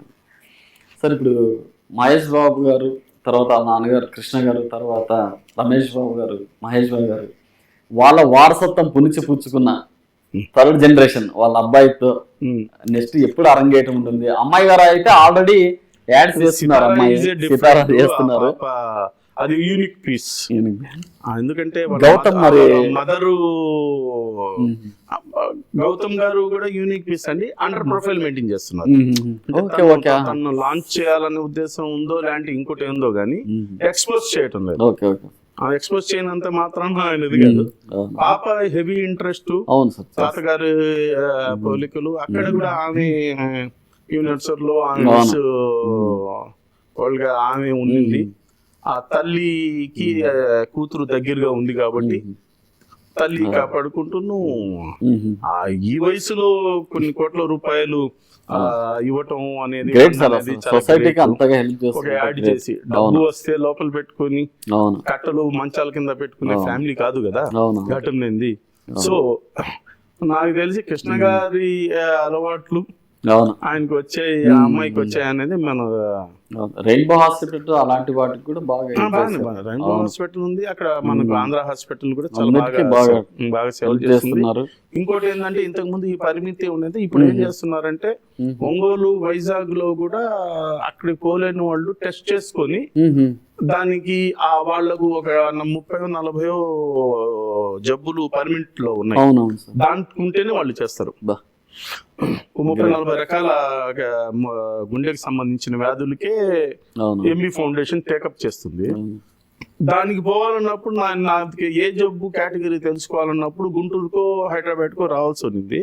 ఇప్పుడు నీ కేటగిరీ ఏం తెలుసుకునే దానికి ఒంగోలు, వైజాగ్ హాస్పిటల్లో కూడా, ఒంగోలులో ఏదో అమ్మ హాస్పిటల్ అని ఏదో మన లాస్ట్ టైం ఫోన్ చేసినప్పుడు ఇంత దూరం రాబడలేదండి, మీ జబ్బు ఏందో అక్కడ తేల్చుకోండి, జబ్బుకు మా పరిధిలోకి వస్తే ఇడికి రండి అంటే వాళ్ళు కష్టాల్లో ఉంటారు. ఇంత దూరం ప్రయాణం చేసి మళ్ళీ పోవటం ఎందుకని ప్లేస్ దూరాన్ని తగ్గించారు ఇటీవల. సార్ సిరాజ్ గారు, ఇప్పటి వరకు మీరు కృష్ణ ఫ్యామిలీ, ఘట్టమనేని ఫ్యామిలీ గురించి, వారితో ఉన్న అనుబంధాలు, వారితో పరిచయాలు, మీ అనుభవాలు చెప్పారు. కానీ మీరు నెల్లూరు జిల్లా నుండి తెలుగు ఫిలిం ఇండస్ట్రీకి వచ్చారు. యాజ్ అ ప్రొడ్యూసర్ గా ఉన్నారు, డిస్ట్రిబ్యూటర్ గా ఉన్నారు. ఇలాంటివి అన్ని మీరు ఇప్పుడు ఫిల్మ్ ఇండస్ట్రీలో చూస్తున్నారు కదా, మీ ప్రయాణం ఎలా జరిగింది సార్? యాజ్ ఏ మేము స్టార్టింగ్ కృష్ణ గారి అభిమానులు ఉన్నప్పుడు ఫ్యాన్స్ షోలు బుక్ చేసేది, బెనిఫిట్ షోలు. Okay okay. యాక్చువల్గా ఎన్టీ రామారావు గారికి మన నెల్లూరులో చూసుకుంటే శ్రీపతి మన రమేష్ రెడ్డి గారు మినిస్టర్ అయ్యారు, మన రాజేశ్వర గారు హైదరాబాద్ సిటీకి ఎమ్మెల్యే మినిస్టర్ అయ్యారు. సూపర్. ఆ కాలంలో నుంచి మనం వాళ్ళ సమకాలికలో అని చెప్పాలి మేము. మాకు ఏదో కృష్ణ గారి లాగా ఉన్నప్పుడు మనం చేసుకుంటున్న వ్యాపారాలతో పాటు ఒక సినిమా మా లెవెల్కి కొనుగోలు చేస్తే జిల్లాకు అనేది ఒక ఇది వచ్చింది. ఆ కొనుగోలు చేయటంలో మొదటి సినిమా మనం 2003లో నాని కొన్నాం. సూపర్. డిస్ట్రిబ్యూటర్ స్టార్ట్ చేసాం. దాని తర్వాత దాదాపు ఒక 30 సినిమాలు రిలీజ్ చేసాం. దాంట్లో ఏకే ఎంటర్టైన్మెంట్స్ వాళ్ళవి ఎక్కువ చేసాము. దానికి ముందు అనిల్ శంకర్ గారు మన అభిమాని, మనకున్న పరిచయం చేసాం. యాజ్ ఇట్ ఈస్ గా ఏంది అంటే పెద్ద సినిమాలు కూడా చిరంజీవి సినిమా శంకర్ దాదా, మన గోపిచంద్ సినిమా శంఖము, రవితేజ సినిమా ఆంజనేయులు తర్వాత చేసాం. మనకు పెద్ద హిట్ రాజుగారి గది, తర్వాత వాడో రకం ఏడో రకం హిట్ గాడు, ఇలా డిస్ట్రిబ్యూటర్ చేసి అంటే కృష్ణా స్ఫూర్తితో ఈ సినిమాలు చేసే సమయంలో ఏంది అంటే మనం సినిమా చేస్తే ఎలా ఉంటుందో ఎందుకు చేయకూడదు అనేదంతా మొట్టమొదటిసారి సుధీర్ బాబుని కలిసాం. Okay super sir. కలిసి అంటే నువ్వు నాకు తెలిసాయా మామగారు గారు చూశాను అంటే, అప్పుడు నేను కో ప్రొడ్యూసర్ గా ఉండి వేరే ఫ్రెండ్లతో వాళ్ళతో తెలిసి ఆడుమగాడ్ర బుజ్జి సినిమా మనం ముందు ప్రారంభించాం. దాని తర్వాత చాలా సినిమాలు చేసాం కానీ డైరెక్ట్ ప్రొడ్యూసర్ కాదు, నాకు ఒరిజినల్ గా మా black and white movie mark అని చెప్పి గ్రిడ్ లో ఉంది నా మెంబర్షిప్. Okay okay. ఇక్కడ తెలుగులో వచ్చేసి మనకు డిస్ట్రిబ్యూటర్ మెంబర్షిప్ 12 ఏళ్ళ నుంచి ఉంది. గత 3 ఏళ్ల నుంచి తెలంగాణ ఛాంబర్ లో క్రిస్టియన్ సినిమాస్ అని చెప్పి banner registration, direct producer registration లేదు. అది నేను మా స్నేహితులు వాళ్ళు పెట్టారు. ఒక్కొక్కరు ఒక బాగా నేను డిస్ట్రిబ్యూషన్ చూస్తాను కాబట్టి డిస్ట్రిబ్యూషన్ లో మొత్తానికి ప్రొడ్యూసర్ గా ఎన్ని అనుభవాలు ఉండాలో అన్ని అనుభవాలు ఉన్నాయి. దాదాపు 12-13 సినిమాలు చేశాను. Super sir. సార్ ఇందాక సుధీర్ బాబు గారు అంటే గుర్తొచ్చింది, నరేష్ గారితో ఎలా ఉండేది సార్? నేను లక్ష్మీదేవి సమర్పించు నేడే చూడండి అని ఒక సినిమా చేశానండి నరేష్ గారితో. దాంట్లో ఆమని గారు, నరేష్ గారు, నాగబాబు గారు నటించారు. ఓ సూపర్ సార్. దాంట్లో మేము నరేష్ ని కేవలం మనం కృష్ణ గారి ఫ్యాన్స్, ఆయనకు మనకున్న అనుబంధంలోనే తీసుకున్నాం. ఆయనది విష్ణుమూర్తి పాత్ర, దాంట్లో సినిమా బ్యాక్ డ్రాప్ సబ్జెక్ట్ ఆయన విష్ణుమూర్తి పాత్ర వేసాడు. విష్ణుమూర్తి పాత్రలో మనకు నరేష్ గారితో కూడా మనకు మంచి సంబంధాలు ఉన్నాయి. బాగా మేడం ద్వారా మనకు మేడం విజయ నిర్మల గారి అబ్బాయి లాగా మనం ఆయన్ని ఎప్పటికీ అభిమానిస్తాం. సార్ మీరు యాజ్ ఎ ప్రొడ్యూసర్ గా ఇప్పుడు ఫిలిం ఇండస్ట్రీలో రన్ అవుతున్నారు కదా, ఇప్పుడు చాలా వాడి వేడిగా జరుగుతుంది సార్. ఈ 24 క్రాఫ్ట్స్ వాళ్ళు 30% ఏదైతే వేజెస్ ఇంక్రీజ్ చేయమని అడుగుతున్నారు, ఏది మన ప్రొడ్యూసర్స్ కౌన్సిల్ ఫిలిం ఛాంబర్, వాళ్ళ డిమాండ్స్ చాలా హారబుల్ గా ఉన్నాయి, చాలా ఇదిగా ఉన్నాయని కొద్దిగా ప్రొడ్యూసర్స్ చాలా బాధపడుతున్నారు.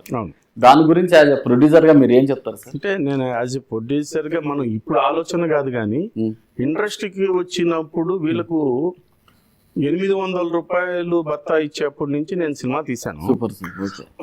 ఆ రోజు 800 రూపాయలు వీళ్ళకి ఇవ్వటం అనేది ఎక్కువ అనిపించిన రోజు నుంచి ఈ రోజు 1460 రూపాయలు ఇస్తున్నాం. ఇది బేస్. ఇది కాకుండా వీళ్ళ కేటగిరీలో ABCD కేటగిరీలో వేసుకుంటే ఒక టెక్నీషియన్ కి 5,000 నుంచి 10,000 రూపాయలు ఇచ్చే వాళ్ళు కూడా ఉన్నారు. అంటే వీళ్ళు అడుగుతున్నప్పుడు 30% అంటే అది ఆటోమేటిక్ గా 15,000 అవుతుంది. ఈజీ అవుతుంది సార్. ఒక అసిస్టెంట్, ఒక కెమెరామ్యాన్, ఒక ఆర్టిస్ట్ కి రోజుకి 1,00,000 రూపాయలు అసిస్టెంట్ పేమెంట్ ఉందంటే నమ్ముతారా మీరు? ఒక రోజుకి ఒక ఆర్టిస్ట్ కి 1,00,000 రూపాయలు అసిస్టెంట్ పేమెంట్. వాళ్ళు వచ్చేవాళ్ళు కానీ వాళ్ళు పోయేవాళ్ళు కానీ అసిస్టెంట్స్ తో మాకేం సంబంధం? అంతే కదా సార్. మీరు వాళ్ళకి రెమ్యునరేషన్ ఇస్తారు. ప్రపంచ చరిత్రలో వేసుకోవచ్చు, మనం అంత దూరం మాట్లాడకపోయినా దేశ చరిత్రలో IAS ఆఫీసర్ కాడి నుంచి చిన్న C క్లాస్ ఉద్యోగి వరకు ఎక్కడికైనా ఉద్యోగానికి పోతుంటే తన భోజనం తను తీసుకెళ్తారు. Yes correct. హై కేటగిరీలో ఉన్న వాళ్ళకు ప్రయాణం ఖర్చులు ఇస్తారు. ఇస్తారు. లో కేటగిరీ ఉన్న వాళ్ళకు కూడా ఇవ్వరు. వాళ్ళకి అవును ఇవ్వరు. ఈ రోజు కృష్ణానగర్ లో బండి పెట్టి క్వాలీస్ లో పెట్టించుకొని వాళ్ళకు ఉదయం 6 గంటలకు ఎక్కించుకొని 3 పూట్లు మొదటి మార్నింగ్ 3 రకాలతో టిఫిన్ పెట్టి మధ్యాహ్నం భోజనం అన్ని కూరలతో పెట్టి సాయంత్రం టీ మజ్జిగ కూల్ డ్రింక్ ఇస్తూను 1460 రూపాయలు సౌత్ ఇండియాలో కాదు ఆల్ ఓవర్ నార్త్ ఇండియాలో కూడా 1400 రూపాయలు బేసిక్ అనేది లేదు. 6 to 6 కాల్ షీట్ అంటే ఏ రోజు వీళ్ళు 6 o'clock కి మీరు ఫస్ట్ షాట్ తీసినట్టుగా ఉండదు. 6 కి బయలుదేరతారు, 8 కి ఫస్ట్ షాట్ తీస్తారు. బాంబేలో 9 కి 9 కి పెడతారు, 6 కి క్లోజ్ చేస్తారు. 980 రూపాయలు ఏమో ఉంది. బాంబే కన్నా ఏమి మనకు ఇక్కడ కాస్ట్ ఆఫ్ సిటీ అని చెప్పేసి మీరు అడుగుతున్నారు అన్న. ఇప్పుడు ఇస్తుండేది మీకు ఎక్కువ మా దృష్టిలో. ఇంకోటి ఏంటంటే మీరు ఏ రోజు ఏ వ్యాపారంలో అయినా వ్యాపారం పీక్ లో ఉన్నప్పుడు నువ్వు పెంచమని అడగల. ఈ రోజు 2650 డిస్ట్రిబ్యూటర్లు కాస్త 1000 అయిపోయినాయి ఎగ్జిబిటర్స్ థియేటర్లు. ఓటీటీలో అవుట్ రేట్లు ఇచ్చే కాడి నుంచి పేపర్ వ్యూ పర్సెంటేజ్ కాడికి వచ్చేసి సక్సెస్ రేట్ 10%. ఏ కార్మిక చట్టం అయినా సరే నష్టపోతున్న వాడికి నువ్వు పూర్తిగా ఇప్పుడు మీరు ఒక కార్మికుల కాడికి పోయారనుకోండి, 1వ రోజు నుంచి 30 రోజులు పని చేస్తే 31వ తేదో 1వ తేదో 5వ తేదో జీతం ఇస్తాడు. నువ్వు సాయంత్రానికి జీతం తీసుకుంటున్నావు నాగాడు. నువ్వు సాయంత్రానికి నాగాడు జీతం తీసుకుంటున్నావు. పెద్ద ప్రొడ్యూసర్ కాడైతే 4 రోజులు అవుతున్నావు. చిన్న ప్రొడ్యూసర్ అంటే ఇడిస్తాడో వెళ్ళిపోతాడో అని చెప్పి సాయంత్రానికి జీతం తీసుకుంటున్నావు. నీకాడ 30 రోజులు పని చేసుకుని 31వ రోజు జీతం ఇవ్వటుందా? కొంతమంది ఇస్తే అడ్వాన్స్ ఇస్తేనే బయలుదేరుతా ఉన్న రోజులు ఉన్నాయి. ఈ రోజుల్లో నేను మా ఇంట్లో టిఫిన్ చేస్తే ఒక ఇడ్లీ ఒక దోశ వేస్తారు సార్. ఎవరి ఇళ్ళలో అయినా అయినా లక్షాధికారైనా 3 రకాల ఫుడ్ తో మీరు డబ్బులు మామూలుగా టిఫిన్ పెట్టకపోతే ఇది ఉప్మా బ్యానర్ అంటుండే. ఉప్మా కంపెనీ అదే ఏదో సంథింగ్. మధ్యాహ్నం పూట మిక్సర్లో మా ఇంట్లో 2 ఒక కూర ఒక మజ్జిగ తింటాం సార్. మీకు 5 రకాలతో పెట్టాలి. ఏ కార్మిక చట్టం చెప్తుంది నాకు ఉదయం మధ్యాహ్నం టిఫిన్ పెట్టి మధ్యాహ్నం భోజనం పెట్టి టీ కాఫీ ఇచ్చి నీకు టీ డే ఇచ్చి 1460 రూపాయలు ఇవ్వమని? ఒక కంపెనీకి పని చేసేటప్పుడు 3 షిఫ్ట్లు ఉంటాయి సార్. ఈ మనిషి వెళ్ళిపోతే ఇంకో మనిషి వస్తాడు, ఆ మనిషి వెళ్ళిపోతే ఆ మనిషి వస్తాడు. పని సేమ్. కానీ ఇక్కడ నాకు పనికి అదే మనిషి సేమ్. ఒక మనిషికి మీకు 16 గంటలు 18 గంటలు ఎనర్జీ ఉంటుంది సార్ చేసేదానికి. కష్టం. నెంబర్ 2 మీరు అడిగారు కాబట్టి కొద్దిగా ఇంకోటి, ప్రతి వ్యక్తిని నా దగ్గరికి ఉద్యోగానికి వచ్చిన వాడిని నన్ను ఇంటర్వ్యూ చేస్తా. ఆ పనికి వస్తాడో లేదో టెస్ట్ చేసి అన్ని రకాలుగా అతను సమర్థుడైతే తీసుకుంటారు. అవును. ఏ ప్రొడ్యూసర్ ఈ రోజు లైట్ మ్యాన్ యూనియన్ టెస్ట్ చేసి తీసుకుంటున్నాడు చెప్పండి? నువ్వు ఇచ్చిన నెంబర్ ని తీసుకోవాలా? ఆ నెంబర్ పనికి వచ్చిందో లేదో నాకు తెలియదు. ఎన్ని లైట్లు బిగిస్తున్నాడో, లిఫ్ట్ ఎక్కుతున్నాడో, ఏ రోజులో లైటింగ్ పెడుతున్నాడో. వచ్చే 10 మందిలో 4 డెమీ ఉంటారు, 6 మందే ఉంటారు. ఆ 4 డెమీ పక్కన పెడితే ఆ డబ్బు కూడా నీతో కలిపితే నాకు పని జరగకపోతే నీకు రోజుకు 3000 రూపాయలు జీతం పడింది. మళ్ళీ ఏంది నీ శ్రమను నేను దోచుకునేది ఏంది? నేను ఎక్కడో సంపాదించుకొని నేను ఏదో విధంగా చేసుకొని సినిమా మీద ఉన్న ఫ్యాషన్ తో వస్తే నన్ను దోచుకుంటున్నాను. 100% సరే, నీకు ఇస్తున్న జీతం ఏమైనా తక్కువ అంటే ఇండియాలో ఎక్కడైనా 4 పావులాలి రూపాయలకి. బాంబేలో ఎంత ఇస్తున్నారు, కేరళలో ఎంత ఇస్తున్నారు, కర్ణాటక ఎంత ఇస్తున్నారు, తమిళనాడు ఇస్తున్నాడు. వాడికన్నా నేను 1 రూపాయి తక్కువ ఇచ్చినప్పుడు నా శ్రమను దోచుకుంటున్నావు అని చెప్పు. వాడికన్నా నేను 1 రూపాయి ఇస్తున్నప్పుడు నీ శ్రమను నేను ఎట్ట దోచుకుంటున్నాను? సరే, ఒక కార్మికుడిని ఎన్నుకునే అధికారం నాకు లేదు. నాకు 4 కార్లు ఉన్నా, కార్ల కంపెనీ ఉన్నా, నీ కార్లను పెట్టుకోవాలా? డ్రైవర్ని పెట్టుకోమని అడగటంలో న్యాయం ఉంది. ఎందుకంటే వాడికి భోజనం, వాడికి వృత్తి. బండిని పెట్టుకోమని చెప్పేదానికి నీకు ఏం న్యాయం ఉంది అని చెప్పి అడుగుతున్నాను. మీరు చెప్పండి సార్, నాకు ఏ న్యాయం ఉంది? బండిని పెట్టుకుంటే ఏం న్యాయం నాకు? కార్మికుడిని పెట్టుకోమంటే దాంట్లో కొంతవరకు న్యాయం ఉంది. బండి కూడా నువ్వే పెట్టుకోవాలంటే దానివల్లే కదా చెంగల్రావు 100 బండ్లు వేసి చెరువులో దూకాడు. కరెక్ట్. ఏమనుకుంటుంది మీరు అడుగు? నీకు ఎందుకు నీ బండి పెట్టుకోవాలా? నీ మనిషిని పెట్టుకోమన్నావు. This is union. Vehicles union ఏంటి సార్? ఎందుకు వెహికల్ ని ఎందుకు పెట్టుకోవాలి నేను? వెహికల్ కొన్ని నడుపుతున్నాడంటే వాడికి ఒక స్తోమత ఉంది కదా. ఒక్కొక్కడికి 4-5 వెహికల్ ఉంటాయి క్వాలిటీస్ లో, ఇన్నోవాలు. వెహికల్ ఎందుకు పెట్టుకోవాలి? నేను మనిషిని పెట్టుకోమను. అవును కార్మిక యూనియన్ ఉన్నట్టు పెట్టుకుంటాను. అవును కెమెరా నా ఇష్టం తెచ్చుకుంటాను. అవును అంటే మిషనరీ నా ఇష్టం సార్. అవును మిషనరీని కూడా నువ్వు పెట్టుకోవాలని రూల్ ఏంది? నువ్వు పెట్టుకోకపోతే మేము రామనేది. నా బండి పోతుంటే డ్రైవర్ వచ్చి ఆపేది ఏంది? నాకు డ్రైవింగ్ వచ్చో రాదో నా సొంత కారు ఉంటుంది, నా డ్రైవర్ తోలుతాడు. నా డ్రైవర్ తోలి నా సొంత కారు ఉంటే నీకేంది ఇబ్బంది? అంతే కదా. కార్మికుడిని పెట్టుకోమని అడగటంలో 50% న్యాయం, పూర్తి న్యాయం కాదు. అవును. ఏ చట్టము కూడా ఒక వ్యక్తిని ఇప్పుడు మీకు పర్సనల్ గా మీకు ఒక యూనియన్ ఉంది సార్, ఉపాధ్యాయులు కానీ దేనికైనా, మీరు నా ఎంప్లాయ్ అయిన తర్వాత ఆ యూనియన్ రూల్స్ మీరు పాటించాలి. అవును. మీరు నా ఎంప్లాయే కాలేదు, ఈయన పెట్టుకోమని చెప్పే అధికారం ఏ సంఘంలో ఉందో ఎక్కడ ఉందో ఒకసారి చెప్తాం. నా సినిమాకి వచ్చినప్పటికీ నేను ఆదివారం రోజు షూట్ చేస్తున్నాను. Okay sir. ఎందుకు ఆదివారం షూట్ చేస్తున్నాము? డబుల్ వేట అయితే సోమవారంతో నా సినిమా కంప్లీట్ కావాలా, టెంకాయ కొట్టాలని. ఆదివారం సాయంత్రం నువ్వు సినిమా రేపటి నుంచి మేము రావటం లేదన్నారు. నష్టపోయి ఉంటాం. నా దగ్గర 72 మంది మీ కార్మికులు పనిచేస్తున్నారు. లైట్ మ్యాన్ కానివ్వండి, యూనియన్ కానీ, కెమెరా మ్యాన్ కానివ్వండి, ఎవరైనా సరే 72 మంది పనిచేస్తున్నారు. 72 మందిలో సాయంత్రం జీతం తీసుకోవాలని జ్ఞానం అందరికి ఉంది కదా సార్. నేను రేపటి నుంచి రాను, మా అసోసియేషన్ లో ఇది ఉందని చెప్పాలి కదా. ప్రొఫెసర్ అనేవాడు వాడు ఫైనాన్షియల్ ఇబ్బందులో ఏదో తెచ్చుకోవడానికి వాడు బిజీలో ఉంటాడు. ఛాంబర్ లో ఏం జరుగుతుంది, అక్కడ ఏం జరుగుతుంది చేస్తారు. నాకు ఇంటిమేషన్ ఇచ్చి కదా నువ్వు షూట్ బంద్ చేయాలా. నేను మొన్న చెప్తున్నాను సార్, ఏ రోజు సోమవారం నుంచి మీరు బంద్ అన్నారో ఆదివారం షూట్ నాది జరుగుతుంది. నేను డొక్కా సీతమ్మ మీద ఒక బయోపిక్ చేస్తున్నాను, అది ఆగిపోయింది. ఆ రోజు నుంచి వాళ్ళను మొత్తం హోల్డ్ చేసేదానికి పర్ డే 3 lakhs మనకు ఖర్చు వచ్చింది. 2 లక్షలు 6 లక్షలు 2 రోజులకి నాకు ఖర్చు వచ్చింది. బడ్జెట్ లో 6 లక్షలు పోయింది అన్నాను. నాకేముంది, తర్వాత ఇంకో నెల తర్వాత షూట్ వేసుకుంటాను. ఈ 4 రోజుల్లో నీకు షూట్ లేకపోతే షూటింగ్ కి పోవాలని రోజుకు 1400 రూపాయలు సంపాదించేవాడు ఇబ్బంది ఎంత ఉంటుంది. మీరు 5-6 మంది మీ ఈగో కోసం మీరు కోసం వీళ్ళని పోవద్దని వాళ్ళని కొట్టడం ఏంది, వాళ్ళక్కడ పోయి ఆపటం ఏంది? ప్రతిరోజు సంపాదన ఉన్న కార్మికుడు అంటే ప్రతిరోజు వాడికి అవసరం ఉంటుంది. రోజు సంపాదన కదా వాడు. నీ ప్రెసిడెంట్ నువ్వు సెక్రటరీ కోసం వాడు రోజు సంపాదన ఎందుకు ఆపుతావు? ఇష్టమైన వాడు నీతో ఉంటాడు, కష్టమైన వాడు చేసుకుంటాడు. వాడి దెబ్బ వద్దండి, నువ్వు వాడిని రిక్వెస్ట్ చేసి ఆపుకో. పోతుంటే కనుకున్న గేట్ల కాడ ఆడాపి కొడతారా? తప్పుగా సార్. ఏ సమాజంలో ఎక్కడ జరుగుతుంది? మీరు కొన్ని ఇంటర్వ్యూ సందర్భంలో చెప్పారు సార్, కొత్తగా వచ్చే ప్రొడ్యూసర్స్ కొంతమందికి నైట్ టైమ్స్ ప్రొడక్షన్ కంపెనీ వాళ్ళు ఫోన్లు చేసి బెదిరిస్తున్నారు చిన్న ప్రొడ్యూసర్స్ ని.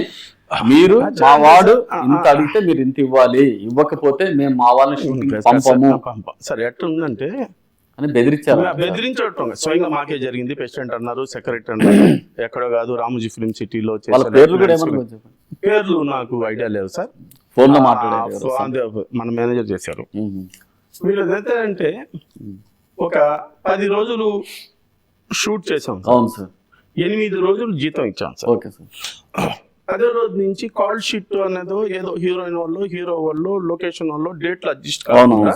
ఇంకో వారం వేసాం సార్. ఈ వారం వేసేటప్పుడు మనం ఏం చెప్తామంటే, ఒరే బాబు 2 రోజులు జీతాలు ఇవ్వాలా, ఒక 7 రోజుల తర్వాత మళ్ళీ నా షూటింగ్ స్టార్ట్ అవుతుంది. స్టార్టింగ్ అయినప్పుడు నేను పిలిచి 2 రోజులు జీతం ఇస్తామని చెప్తారు. కామన్ గా జరిగేది. కామన్ గా చిన్న జట్లు ఎవరు పెద్ద ప్రొడ్యూసర్లు ఫోన్లు ఎత్తారు, వీళ్ళు వాళ్ళ ఆఫీస్ కాడికి పోలేరు, గేట్. ఇప్పుడు ఇది జరిగేటప్పుడు నాకు హీరోయిన్ ఇచ్చిన డేటా ప్రకారము, కెమెరామ్యాన్ ఇచ్చిన డేటా ప్రకారం నేను ఒక షెడ్యూల్ వేస్తాను. వాళ్ళకు మళ్ళీ ఏదైనా పని పడి 2 రోజుల తర్వాత పోస్ట్ పోండి అన్నారు అనుకోండి సపోజ్. ఈ 7వ తేదీ వచ్చేసి, ఏరా నువ్వు 7 రోజుల్లో డబ్బులు ఇస్తాను, నువ్వు ఎప్పుడు షూట్ చేస్తావు, నాకు ఈ 2 రోజులు డబ్బులు ఇమ్మంటారు. బాబు నేను ఫైనాన్షియల్ గా వస్తాను, డబ్బులుగా వస్తాను, భాగస్తులో ఉంటారు, షెడ్యూల్ స్టార్ట్ అయితే ఇస్తానయా అంటాం. నీ షెడ్యూల్ తో నాకేం సంబంధం? మా యూనియన్ నంబర్ కి డబ్బులు ఇవ్వాలి. యూనియన్ నంబర్ కి డబ్బులు ఇవ్వాలన్నప్పుడు యాజ్ ఏ చట్ట ప్రకారము యూనియన్స్ అప్పటి నుంచి నాకు నోటీస్ ఇచ్చి, నాకు మెసేజ్ ఇచ్చి, నువ్వు లీగల్ పద్ధతిలో రైటింగ్ రూపంలోనే చెయ్యాలి. కానీ ఫోన్ చేసి నువ్వు బెదిరించి ఇస్తావా ఇవ్వవా, మా ఫైటర్ అసోసియేషన్ వాళ్ళు మీ ఆఫీస్ బయట ఉన్నావు, నువ్వు ఎప్పటికి ఆడిపోయి ఉన్నారు, నీ బండి ఏడుంది ఏందని అంటే. ఇప్పుడు ఒకటి సార్, ఎన్ని సినిమాలకు ఎంతమంది ప్రొడ్యూసర్లు యూనియన్ కి డబ్బులు బాకీ ఉన్నారో లెక్క ఇవ్వనండి. ఏదో ఒక రూపంలో ఏదో ఒక రోజు వాడికి వసూలు అసలు చేస్తారు. కంపల్సరీ చేస్తారు. వాడు రిలీజ్ లేదంటే వాడు రిలీజ్ కాదు.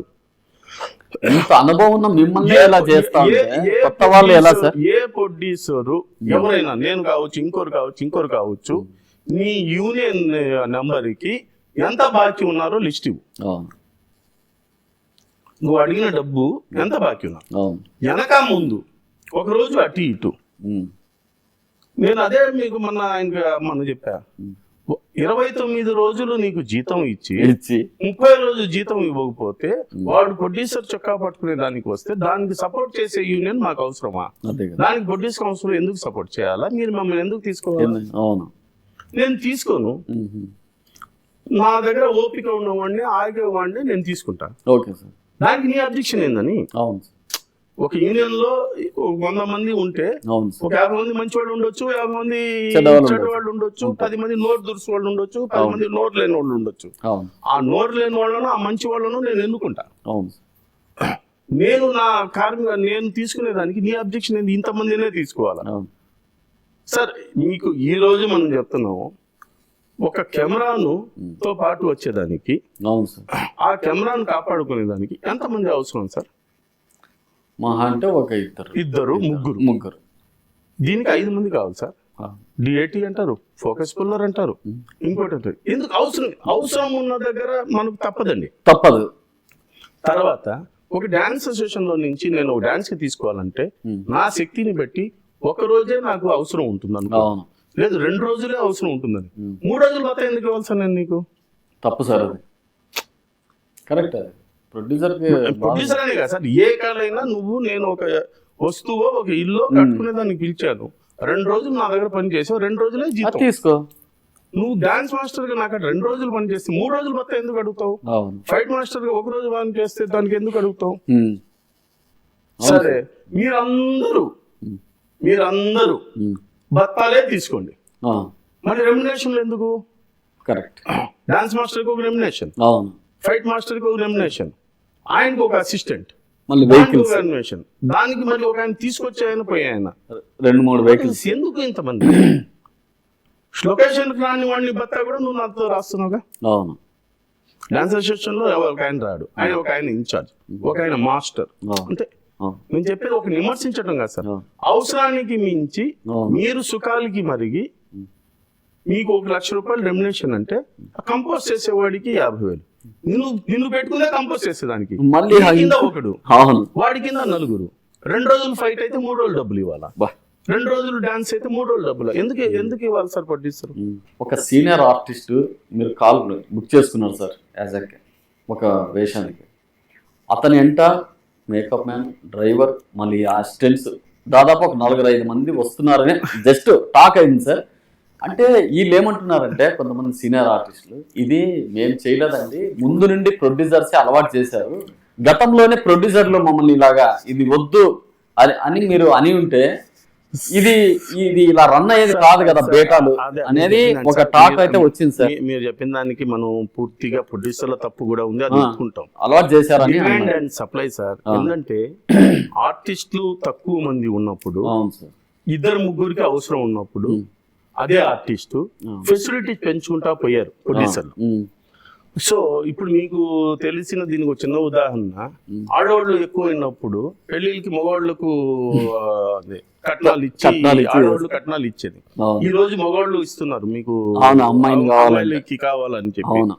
సో డిమాండ్ ఎక్కువ అంటే ఒక మనిషికి డిమాండ్ ఉన్నప్పుడు, డిమాండ్ ని బట్టి ఒక వ్యక్తిని 3 కోరుకున్నప్పుడు ఎక్కడ ఫెసిలిటీస్ ఉంటుందో అక్కడ పోతారు.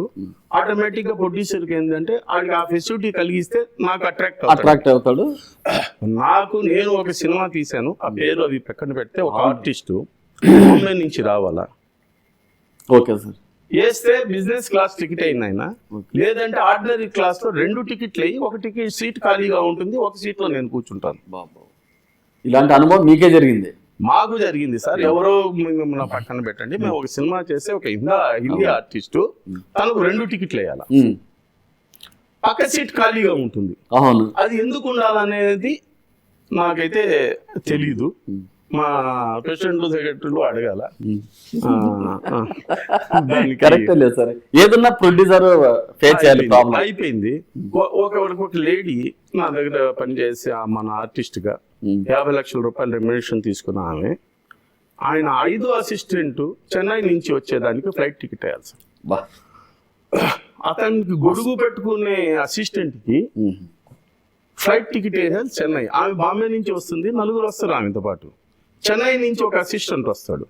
గొడుగు పెట్టేదానికి ఎందుకు సార్? నేను ఆంధ్ర నుంచి మనిషిని ఇస్తాను కదా, అంతే కదా. దాన్ని అడుగు నువ్వు, ఈయన అడివి. అవును, కరెక్ట్. నా దగ్గర గొడుగు పట్టుకునే దానికి మనిషి ఉంటే నీకు బాంబే నుంచో చెన్నై నుంచో గొడుగు పట్టుకున్నవాడు ఎందుకని?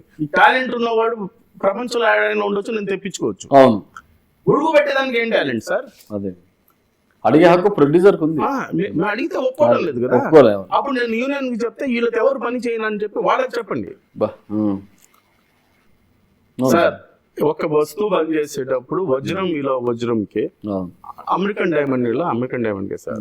మీరు హీరోకు కోట్లు ఇస్తున్నారు, దర్శకుడికి కోట్లు ఇస్తున్నారు, మాకు ఇవ్వటం లేదని వాదన అనేది తప్పు సార్. ఓకే, ఐఏఎస్ చదువుకొని ఐఏఎస్ ఆఫీసర్ కి జీతం ఇచ్చేదానికి ఐఏఎస్ ఆఫీసర్ కన్నా అటెండర్ పని చేస్తున్నాడు అని చెప్పి ఇతను ఇవ్వడు సార్. అవును, అతను చదువు, అతని వాతావరణం అతనిది. అవును, అదే మనం ఒక పెద్ద ఆర్టిస్ట్ అయ్యాడు అంటే తన స్టార్, తన ఇమేజ్, అవును, తనని చూపించి నేను 4 రూపాయలు వసూలు టికెట్ అమ్ముతున్నా, సో దాని మీద పెట్టుబడి పెడితే నాకు వస్తున్నాయి, దానికి నువ్వు సహకరిస్తున్నావు. అవును, నీకు ఒక స్కేల్ ఇచ్చాము, ఆ స్కేల్ ఇస్తాం. నాకు ఇది కావాలన్నాను కానీ హీరోలకు కోట్లు ఇస్తున్నారు, హీరోయిన్కి కోట్లు ఇస్తున్నారు అంటే ఆ కోట్ల వెనకాల నా ఉద్దేశం 1,10,00,000 సంపాదించడం. అంతే కదా. యాజ్ అ ప్రొడ్యూసర్ గా మీరు ఇన్వెస్ట్ చేస్తున్నారు, తన వ్యక్తి ఒకడే, ప్రోడక్ట్ మీకు కావాలి. ఇక్కడ మీరు దాదాపు 300 మంది ఉన్నారు. మీ 300 మందికి ఇచ్చిన డబ్బు కలుపుకుంటే ఆయనకి ఇచ్చిన రెమ్యునరేషన్ ఒకటే ఉంటుంది. అవును, ఎందుకంటే మనకి మెయిన్ ప్రోడక్ట్ ఇంపార్టెంట్. స్టాండ్ పెట్టి నేను ఇదే హీరో ఇమేజ్ తగ్గుతుంటా వస్తే 1 కోటి రూపాయలు ఆ రోజు మనం సపోజ్ మన గురుగారు గురించి చెప్తే కృష్ణ గారికి ఇచ్చారని చెప్పి లాస్ట్ డేస్ లో వచ్చినప్పుడు కూడా 1 కోటి రూపాయలు ఇవ్వరుగా. అంతే, ఎందుకంటే ఆ ఇమేజ్ రికార్డ్ ఏమవుతుంది అనేది మన ఆలోచన ఉంటుంది. అవును సార్. ఇంకొకటి, ఇప్పుడు ఏదైతే ఫిల్మ్ ఇండస్ట్రీలో ఒక టాక్ నడుస్తాం సార్, ఈ ప్రొడక్షన్ మేనేజర్స్ అయినా ఈ 24 క్లబ్స్ కొంతమంది చిత్రపురి కాలనీలో రో హౌస్లు తీసుకొని ఎంజాయ్ చేస్తున్నారని నంబర్ 1 ఒకటి. నంబర్ 2 వచ్చేసి అసలు సాఫ్ట్వేర్ ఉద్యోగస్తుల కంటే వీళ్ళకే ఎక్కువ వస్తున్నాయి, జీతాలు ఎక్కువ ఉన్నాయి. వీళ్ళు ఇంతగా ప్రొడ్యూసర్స్ వాళ్ళకి అన్ని రకాలుగా ఉపాధి కల్పిస్తున్నా కూడా ప్రొడ్యూసర్ని చాలా బాధ పెడుతున్నారు. మళ్ళీ ఒక ప్రొడక్షన్ మేనేజరు రో హౌస్ కోర్టులో విలువ చేసే రో హౌస్లలో ఎలా తీసుకొని ఉన్నారు అనేది ఒక ఫిల్మ్ ఇండస్ట్రీలో టాక్ సార్. అది అందరు కాదు కానీ కొంతమంది ఉన్నారు. ఆ లో హౌస్ గురించి పక్కన పెట్టిన చిత్రపురి కాలనీ వాళ్ళలో మామూలుగా చేసే అంటే ఉన్నారు. ప్రొడ్యూసర్ కి ఫైనాన్స్ చేసే మేనేజర్ ఉన్నాడు. అంటే మీరు ఆయన ఏ రేంజ్ లో ఉన్నారో చెప్పండి. ప్రొడ్యూసర్ మేనేజర్ ఒకేసారి సెట్ లోకి వస్తే సెట్ పై మేనేజర్ కి సీట్ ముందు చేరేసి తర్వాత ప్రొడ్యూసర్ కి వేసే రోజులు ఉన్నాయి ఇప్పుడులో. మేనేజర్ 1 గంట లేట్గా వస్తాడంటే క్యారియర్ పక్కన కట్టి పెట్టేసే ప్రొడక్షన్ బాయ్స్ ఉన్నారు. So manager is a key post ఇక్కడ. తను మేనేజర్ అంటే నాకు మేనేజర్ కాదు, ప్రొడ్యూసర్ ప్రొడక్షన్ ఆఫీస్ కి మేనేజర్ కాదు, అతని వాళ్ళకు కార్మికులకు మేనేజర్ వ్యవహరిస్తాడు. అంటే డిమాండ్ అందరూ మేనేజర్లు సంపాదించారు, అందరూ చెడ్డవాళ్ళు అనేది కాదు. కానీ కొంతమంది అయితే మీరు చెప్పిన వాతావరణం మేము కూడా విన్నాం, ఏ రోజు మనం కళ్ళతో చూడలేదు. కానీ లక్షలు సంపాదించిన మేనేజర్లు ఉన్నారు, మేనేజర్లు ఫైనాన్షియల్ ఇచ్చే మేనేజర్లు, ఫైనాన్స్ ఇచ్చే మేనేజర్లు ఉన్నారు, ఇప్పించే మేనేజర్లు ఉన్నారు. ఇప్పించి యాక్చువల్ గా ఒక రోజు ఒక ప్రొడక్షన్ జరుగుతుంది అంటే తనకు ఇష్టం లేకపోయినా కొంత పర్సంటేజ్ అనేది మేనేజర్ కి పోతుందని నేను అనుకుంటున్నాను. ఎంత షేర్ పోతుంది అనేది అది పక్కన పెడితే చాలా మంది మంచి వాళ్ళు ఉన్నారు, మనకడ చేసిన వాళ్ళంతా మనకు తగలలేదు. ఇంకోటి కూడా ఏంటంటే 100 మంది కావాల్సినప్పుడు ప్రొడక్షన్ ఎగ్జిక్యూటివ్ ప్రొడ్యూసర్లు కానీ వీళ్ళు కానీ సంఖ్యను ఎక్కువ చూపించి తక్కువ సంఖ్యతో చూసే వాళ్ళు కూడా ఉన్నారు. అంటే ఒక 100 మంది అవసరం అనుకోండి, 80 మందిని పెట్టి 100 మంది రాస్తారు. ఏ ప్రొడ్యూసర్ వచ్చి సెట్ లో 1, 2, 3 లెక్క పెట్టారు? ఎవరు అంత ఒకవేళ లెక్క పెట్టినా వాళ్ళు ఆడాడు చెట్టు కింద కూర్చొని ఉన్నారు సార్ అంటాడు. అంటారు. ఎవరికి అంత టైం ఉందండి? ప్రొడ్యూసర్ ఉదయం లేస్తే డబ్బు ఎత్తుక్కునే దానికి అవును. సీన్ ఏమవుతుంది, ఎవరు రాలేదు, అదే ఆలోచిస్తుంటాడు. ఈ టెన్షన్ లో ఉంటాడు. కానీ 100 చెప్పాడు 80 మంది వచ్చారే నేను ఎత్తుక్కునే ఉండడు. ఆ లెక్క పెట్టేవాడే ఉంటే 10 పంచుకుంటారు. కరెక్టే సార్. అది ఎవరైనా ప్రొడ్యూసర్ పంచుకుంటారు కానీ ప్రొడ్యూసర్ కి మాత్రం లేదు. అవునా సరే. సార్ ఇంకొకటి, ఇప్పుడు మన ఫిలిం ఛాంబర్లో మెంబర్షిప్ చూసుకోండి, తెలుగు ఫిలిం ప్రొడ్యూసర్స్ కౌన్సిల్లో మెంబర్షిప్ తీసుకోండి, తర్వాత మా సోషల్లో మెంబర్షిప్ చూసుకున్నా, ఒక సామాన్య వాళ్ళకి జాయిన్ కావచ్చు యాజ్ అ ప్రొడ్యూసర్గా ఛాంబర్లో బ్యానర్ అయినా దీనిగా. ఈ 24 క్రాప్స్లో ప్రొడక్షన్ మేనేజర్స్కి ఒక్కొక్కరు అసోసియేషన్లో 3 లక్షల నుంచి 5 లక్షల వరకు మెంబర్షిప్స్ ఉన్నాయని తెలిసింది. అది అంటే ఆ ఫీజు ఒక ప్రొడక్షన్ మేనేజర్గా ఒక డ్రైవర్ యూనియన్లో జాయిన్ కావాలంటే 3 నుండి 5 లక్షల వరకు మెంబర్షిప్ తీసుకొని జాయిన్ కావాలనేది ఒక వినిపిస్తోంది సౌండ్. అయితే ఇది కూడా ఇక్కడ మీరు చేసినప్పుడు మన ప్రొడ్యూసర్ కౌన్సిలర్ కానీ డైరెక్షన్ కౌన్సిలర్ కానీ మనకు ఒక నియమం ఉంది. అవును. ఒక సినిమా చేసి ఉండాలా, 2 సినిమాలు సెన్సార్ చేసి ఉండాలని. ఎందుకంటే దాని అర్థం ఈడికి పని వచ్చా లేదా, ఈడు పర్ట్గా చేయగలుగుతాడు లేడా, ఊరికి ఈ రోజు వచ్చి వెళ్ళిపోయేవాడా అనేది మనం ఒకటి పెట్టుకున్నాం. 2 సెన్సార్లలో నీ పేరు ఉంటే ప్రొడ్యూసర్గా తీసుకుంటాం, 2 సెన్సార్లో నీకు డైరెక్షన్ డిపార్ట్మెంట్లో పేరు పెడితే డైరెక్షన్గా తీసుకుంటాం, లేదు కెమెరామెన్గా కావాలంటే నెంబర్ ఇస్తాం. మా అసోసియేషన్లో నువ్వు చేరాలంటే ఇంత పని చేసి ఉంటే చేరి ఉంటాం. ఆ యువతల సమస్యకు అది కాదండి. వాడి కాడ డబ్బు ఉంటే కార్డు వస్తుంది, కార్డు వచ్చిన తర్వాత నా దగ్గరకు వస్తాడు. మీకు ఈరోజు సంతకం పెట్టలేని మేనేజరు, కూడికలు వేయలేని మేనేజర్ చాలా మంది ఉన్నారు. సో అర్హతకు డబ్బులు ఇవ్వటం లేదు మనం. వాళ్ళు డబ్బు పెట్టుకుని కార్డు తీసుకున్నాడు, వాడు యూనియన్ నెంబర్ నేను తీసుకోవాలా.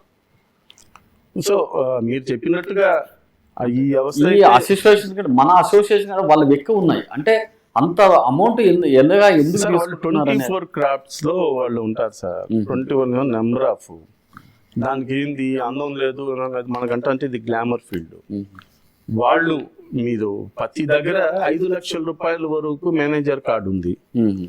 అది కూడా మీకు రావాలంటే దానికి రకరకాలుగా ఏదో ఉంటుంది. ఒక మేనేజర్కి 40,000 50,000 జీతం తీసుకునేవాడు 5 లక్షల రూపాయలు అంటే వాడికి దాదాపు నా ఉద్దేశం ప్రకారము 1 సంవత్సరం నుంచి 1.5 సంవత్సరం జీతం. అది పెట్టి మెంబర్షిప్ గా తీసుకుంటున్నాడంటే లోగొట్టు ఎంత ఉంటుంది అనేది ప్రతి ఒక్కరికి. ఇప్పుడు మనం ఇక్కడ చెప్పొచ్చో లేదో కానీ మామూలు కానిస్టేబుల్ కన్నా టోల్ గేట్ల కాడ నిలబడే కానిస్టేబుల్ గా జాబ్ వేసుకునే దానికి లక్షలు ఇచ్చి జాయిన్ అవుతారు. ఇప్పుడు మాకు తడ ఉంది, తడ కాడ టోల్ గేట్ కాడ ఒక కానిస్టేబుల్ గాను ఒక ఎస్ఐ గాను పోస్ట్ వాడి జీతము ఆ ఊర్లో ఆ జీతము వాడికి అక్కడ వచ్చే సంపాదన లక్షల్లో ఉంటుంది.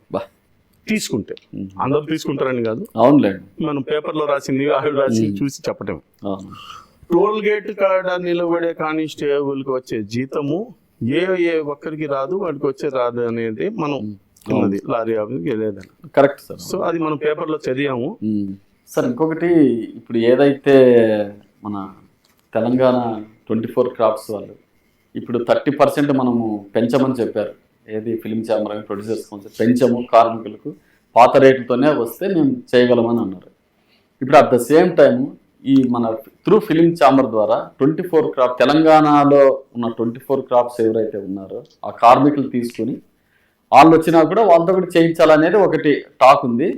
అలాగే బయట వ్యక్తులు కూడా తీసుకొని ఇది పాత రేట్లతోనే చేయించాలనేది ఒకటి ఉంది సార్. అది సాధ్యం అవుతుందా సార్? మీరు చెప్పిన విభాగానికి నాకు ఉన్న టాటికి రాజకీయంగా తెలంగాణ ఆంధ్ర వేరే కానీ సినిమా పరిశ్రమగా ఒకే సినిమా, ఒకే సెన్సారు, ఒకే భాష. అవును, కరెక్ట్. సో నా దృష్టిలో తెలంగాణ ఆంధ్ర అనేది సినిమా ఇండస్ట్రీలో తేడా లేదు. ఓకే. సో నాకు తెలంగాణ కార్మికుడైనా తెలంగాణలో పనిచేసే వాళ్ళైనా నాకు ఒకటే, ఆంధ్ర కార్మికుడైనా ఒకటే. రాజకీయంగా ఇప్పుడు ఆ తెలంగాణ కార్మిక సంఘంలో ఉండేవాళ్ళు కూడా ఆంధ్ర వాళ్ళే ఎక్కువ. ఓకే. ఇప్పుడు నాకు తెలంగాణలో బ్యానర్ సర్టిఫికేట్, నేను ఆంధ్ర ఉంది.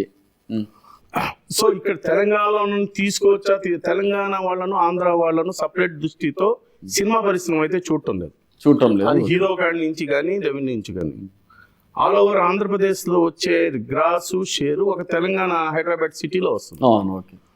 సో ఇండస్ట్రీ అనేది రెండు భేదాలు లేవు సార్. Okay sir. తెలంగాణ వాళ్ళు చేస్తూ ఉంటే ఆయన కాడ చేపించుకునే దానికి ఆహ్వానించిన దానికి మనం ఉన్నాము. బట్ వాళ్ళు రాణించేదానికి వీళ్ళు కొంతమంది అవును, అడ్డం కడుతున్నారు. ఎంతవరకు అడ్డం పెడతారు సార్? ఒక ఓపిక ఉంటుంది, ఆ ఓపిక సహించినప్పుడు వచ్చేస్తుంది, వాళ్ళు చేస్తారు. కానీ అది మనం సరైన ప్రాసెస్ లో పోవటం లేదు. కానీ మీరు ఎవరైనా సపోర్ట్ ఉంటా ఉంటే మొదటిగా షూటింగ్ స్టార్ట్ చేస్తే రేపటి నుంచే స్టార్ట్ చేసేదానికి మేము రెడీ. తెలంగాణ వాళ్ళు వచ్చి మేము చేస్తామండి, పోతాం పాడండి అంటే వస్తాం. అవును, అది ఆల్రెడీ ఛాంబర్ లో స్టార్ట్ అయింది సార్. మళ్ళీ టాక్స్ జరుగుతున్నాయి. మీరు మనం పచ్చిగా చెప్తే అలిగితే ఎవరికి నష్టం సార్? చెరువు మీద అలిగితే మాకు నష్టం లేదు కదా. కొంతకాలం ఉంటారు, కొంతకాలం అలుగుతారు. నిజంగా నీకు అన్యాయం జరుగుతాను, పక్క రాష్ట్రాల్లో కన్నా నేను చాలా తక్కువ ఇస్తున్నాను, మనం ఏదో రోదర్ఫెడ్ లాగా కారం కొరడా కొట్టి కారం చెల్లి పని చేయటం లేదు సార్. కారం కొడి గౌరవంగా కృష్ణానగర్ లో కాలేజ్ లో 3 కోట్ల టిఫిన్ పెట్టి పని చేయించుకుంటున్నాం. మనం బ్రిటిష్ వాళ్ళలాగా కొట్టేసి కారం చెల్లి పని కొరడా కొట్టడం లేదు, గౌరవంగా చేస్తున్నాం. ఒక రకంగా నువ్వు ఏం చెప్పినా అనుభవిస్తున్నావు. నీకు తలనొప్పి వచ్చిన టాబ్లెట్ కూడా నా మేనేజర్ గారు నా అకౌంట్ నుంచి తెప్పించుకుంటావు. సో మేము చాలా గౌరవంగా చూస్తున్నాం కార్మికుల్ని. మీరే మమ్మల్ని కార్మికులే మమ్మల్ని గౌరవించట్లేదు సార్. సెట్ లో మీరు ప్రాక్టికల్ గా నేను ఫైనల్ గా మీ ఇక్కడ కూర్చొని చెప్పగలిగే మాట ఏం కాదు. కానీ సినిమాలు కంటిన్యూగా చేసే ఒకరు ఇద్దరు ప్రొడ్యూసర్లను వాళ్ళు ఎలక్షన్ లో గెలిచినా గెలవకపోయినా నామినేట్ పోస్టులుగా ఇచ్చి మన ఛాంబర్ లో పెట్టాలనేది నా ఉద్దేశం. మంచి ఉద్దేశం. ఎందుకంటున్నానంటే డైరెక్ట్ గా నాకు దెబ్బ తగలటం వేరే, అన్న ప్రసన్న నాకు దెబ్బ తగిలింది అని చెప్పి నేను రావట్టే ఎట్ట తగిలింది అనటం వేరే. నాకు so is good job. Prasanna గారు నాకు తెలిసి 20 ఏళ్ళ నుంచి పెద్ద పోస్ట్ లో ఉన్నారు. మళ్ళీ నాకే ఎన్నో సమస్యలు క్లియర్ చేశారు. Is great person. దామోదర్ గారు కానీ వీళ్ళ గారు. కాకపోతే గెలిచే శక్తి లేకుండా ఉండే ప్రొడ్యూసరు డైరెక్ట్ గా సినిమాలు చేస్తా ఉన్నాడు. వాడు ఏ భాష ఎవడైనా కానీ ఏ రాష్ట్రమైన వాడు, తెలంగాణ కావచ్చు, నామినేట్ పోస్టులుగా ఒక ఇద్దరు వేసుకుంటే ప్రాక్టికల్ గా వాడు జరుగుతుండే దాని మీద వాడు స్పందిస్తాడు. ఓకే సార్, ఫైనల్ కంక్లూజన్ గా ఈ వేజెస్ గురించి వీటి గురించి ఫైనల్ అభిప్రాయం చెప్పండి సార్. సార్ 1461 రూపాయి ఇచ్చేదానికి కూడా నేను రెడీ కాదు. ఓకే, నాలాగే చాలా మంది ఉన్నారు. ఇప్పుడు ఇస్తుందే చాలా ఎక్కువ అనేది నా గట్టి నమ్మకం. మీరు కాకపోతే తెలంగాణ వాళ్ళు కాకపోతే తమిళనాడు వాళ్ళు కొంతకాలం వేచి చూస్తాం, మా నిధులు పోతాం. లేదు అనుకుంటే మేము వేరే ఊర్లోకి పోయి చేసుకుంటాం, అంత శక్తి లేకపోతే. ఆడ మీరు ఈ 100 మంది అనుపన్న గేట్లాగానో ఫిలిం ఛాంబర్ గేట్లాగా మూసుకొని పని చేయాల్సిన అవసరం లేదు కదా. నా ఊర్లో నేను పోయి చేసుకుంటాను. Okay sir, thank you sir. Siraj గారు, మీ అమూల్యమైన సమయాన్ని మాకు కేటాయించి అమూల్యమైన విషయాల్లో తెలియజేశారు. I wish you all the best sir. Thank you sir.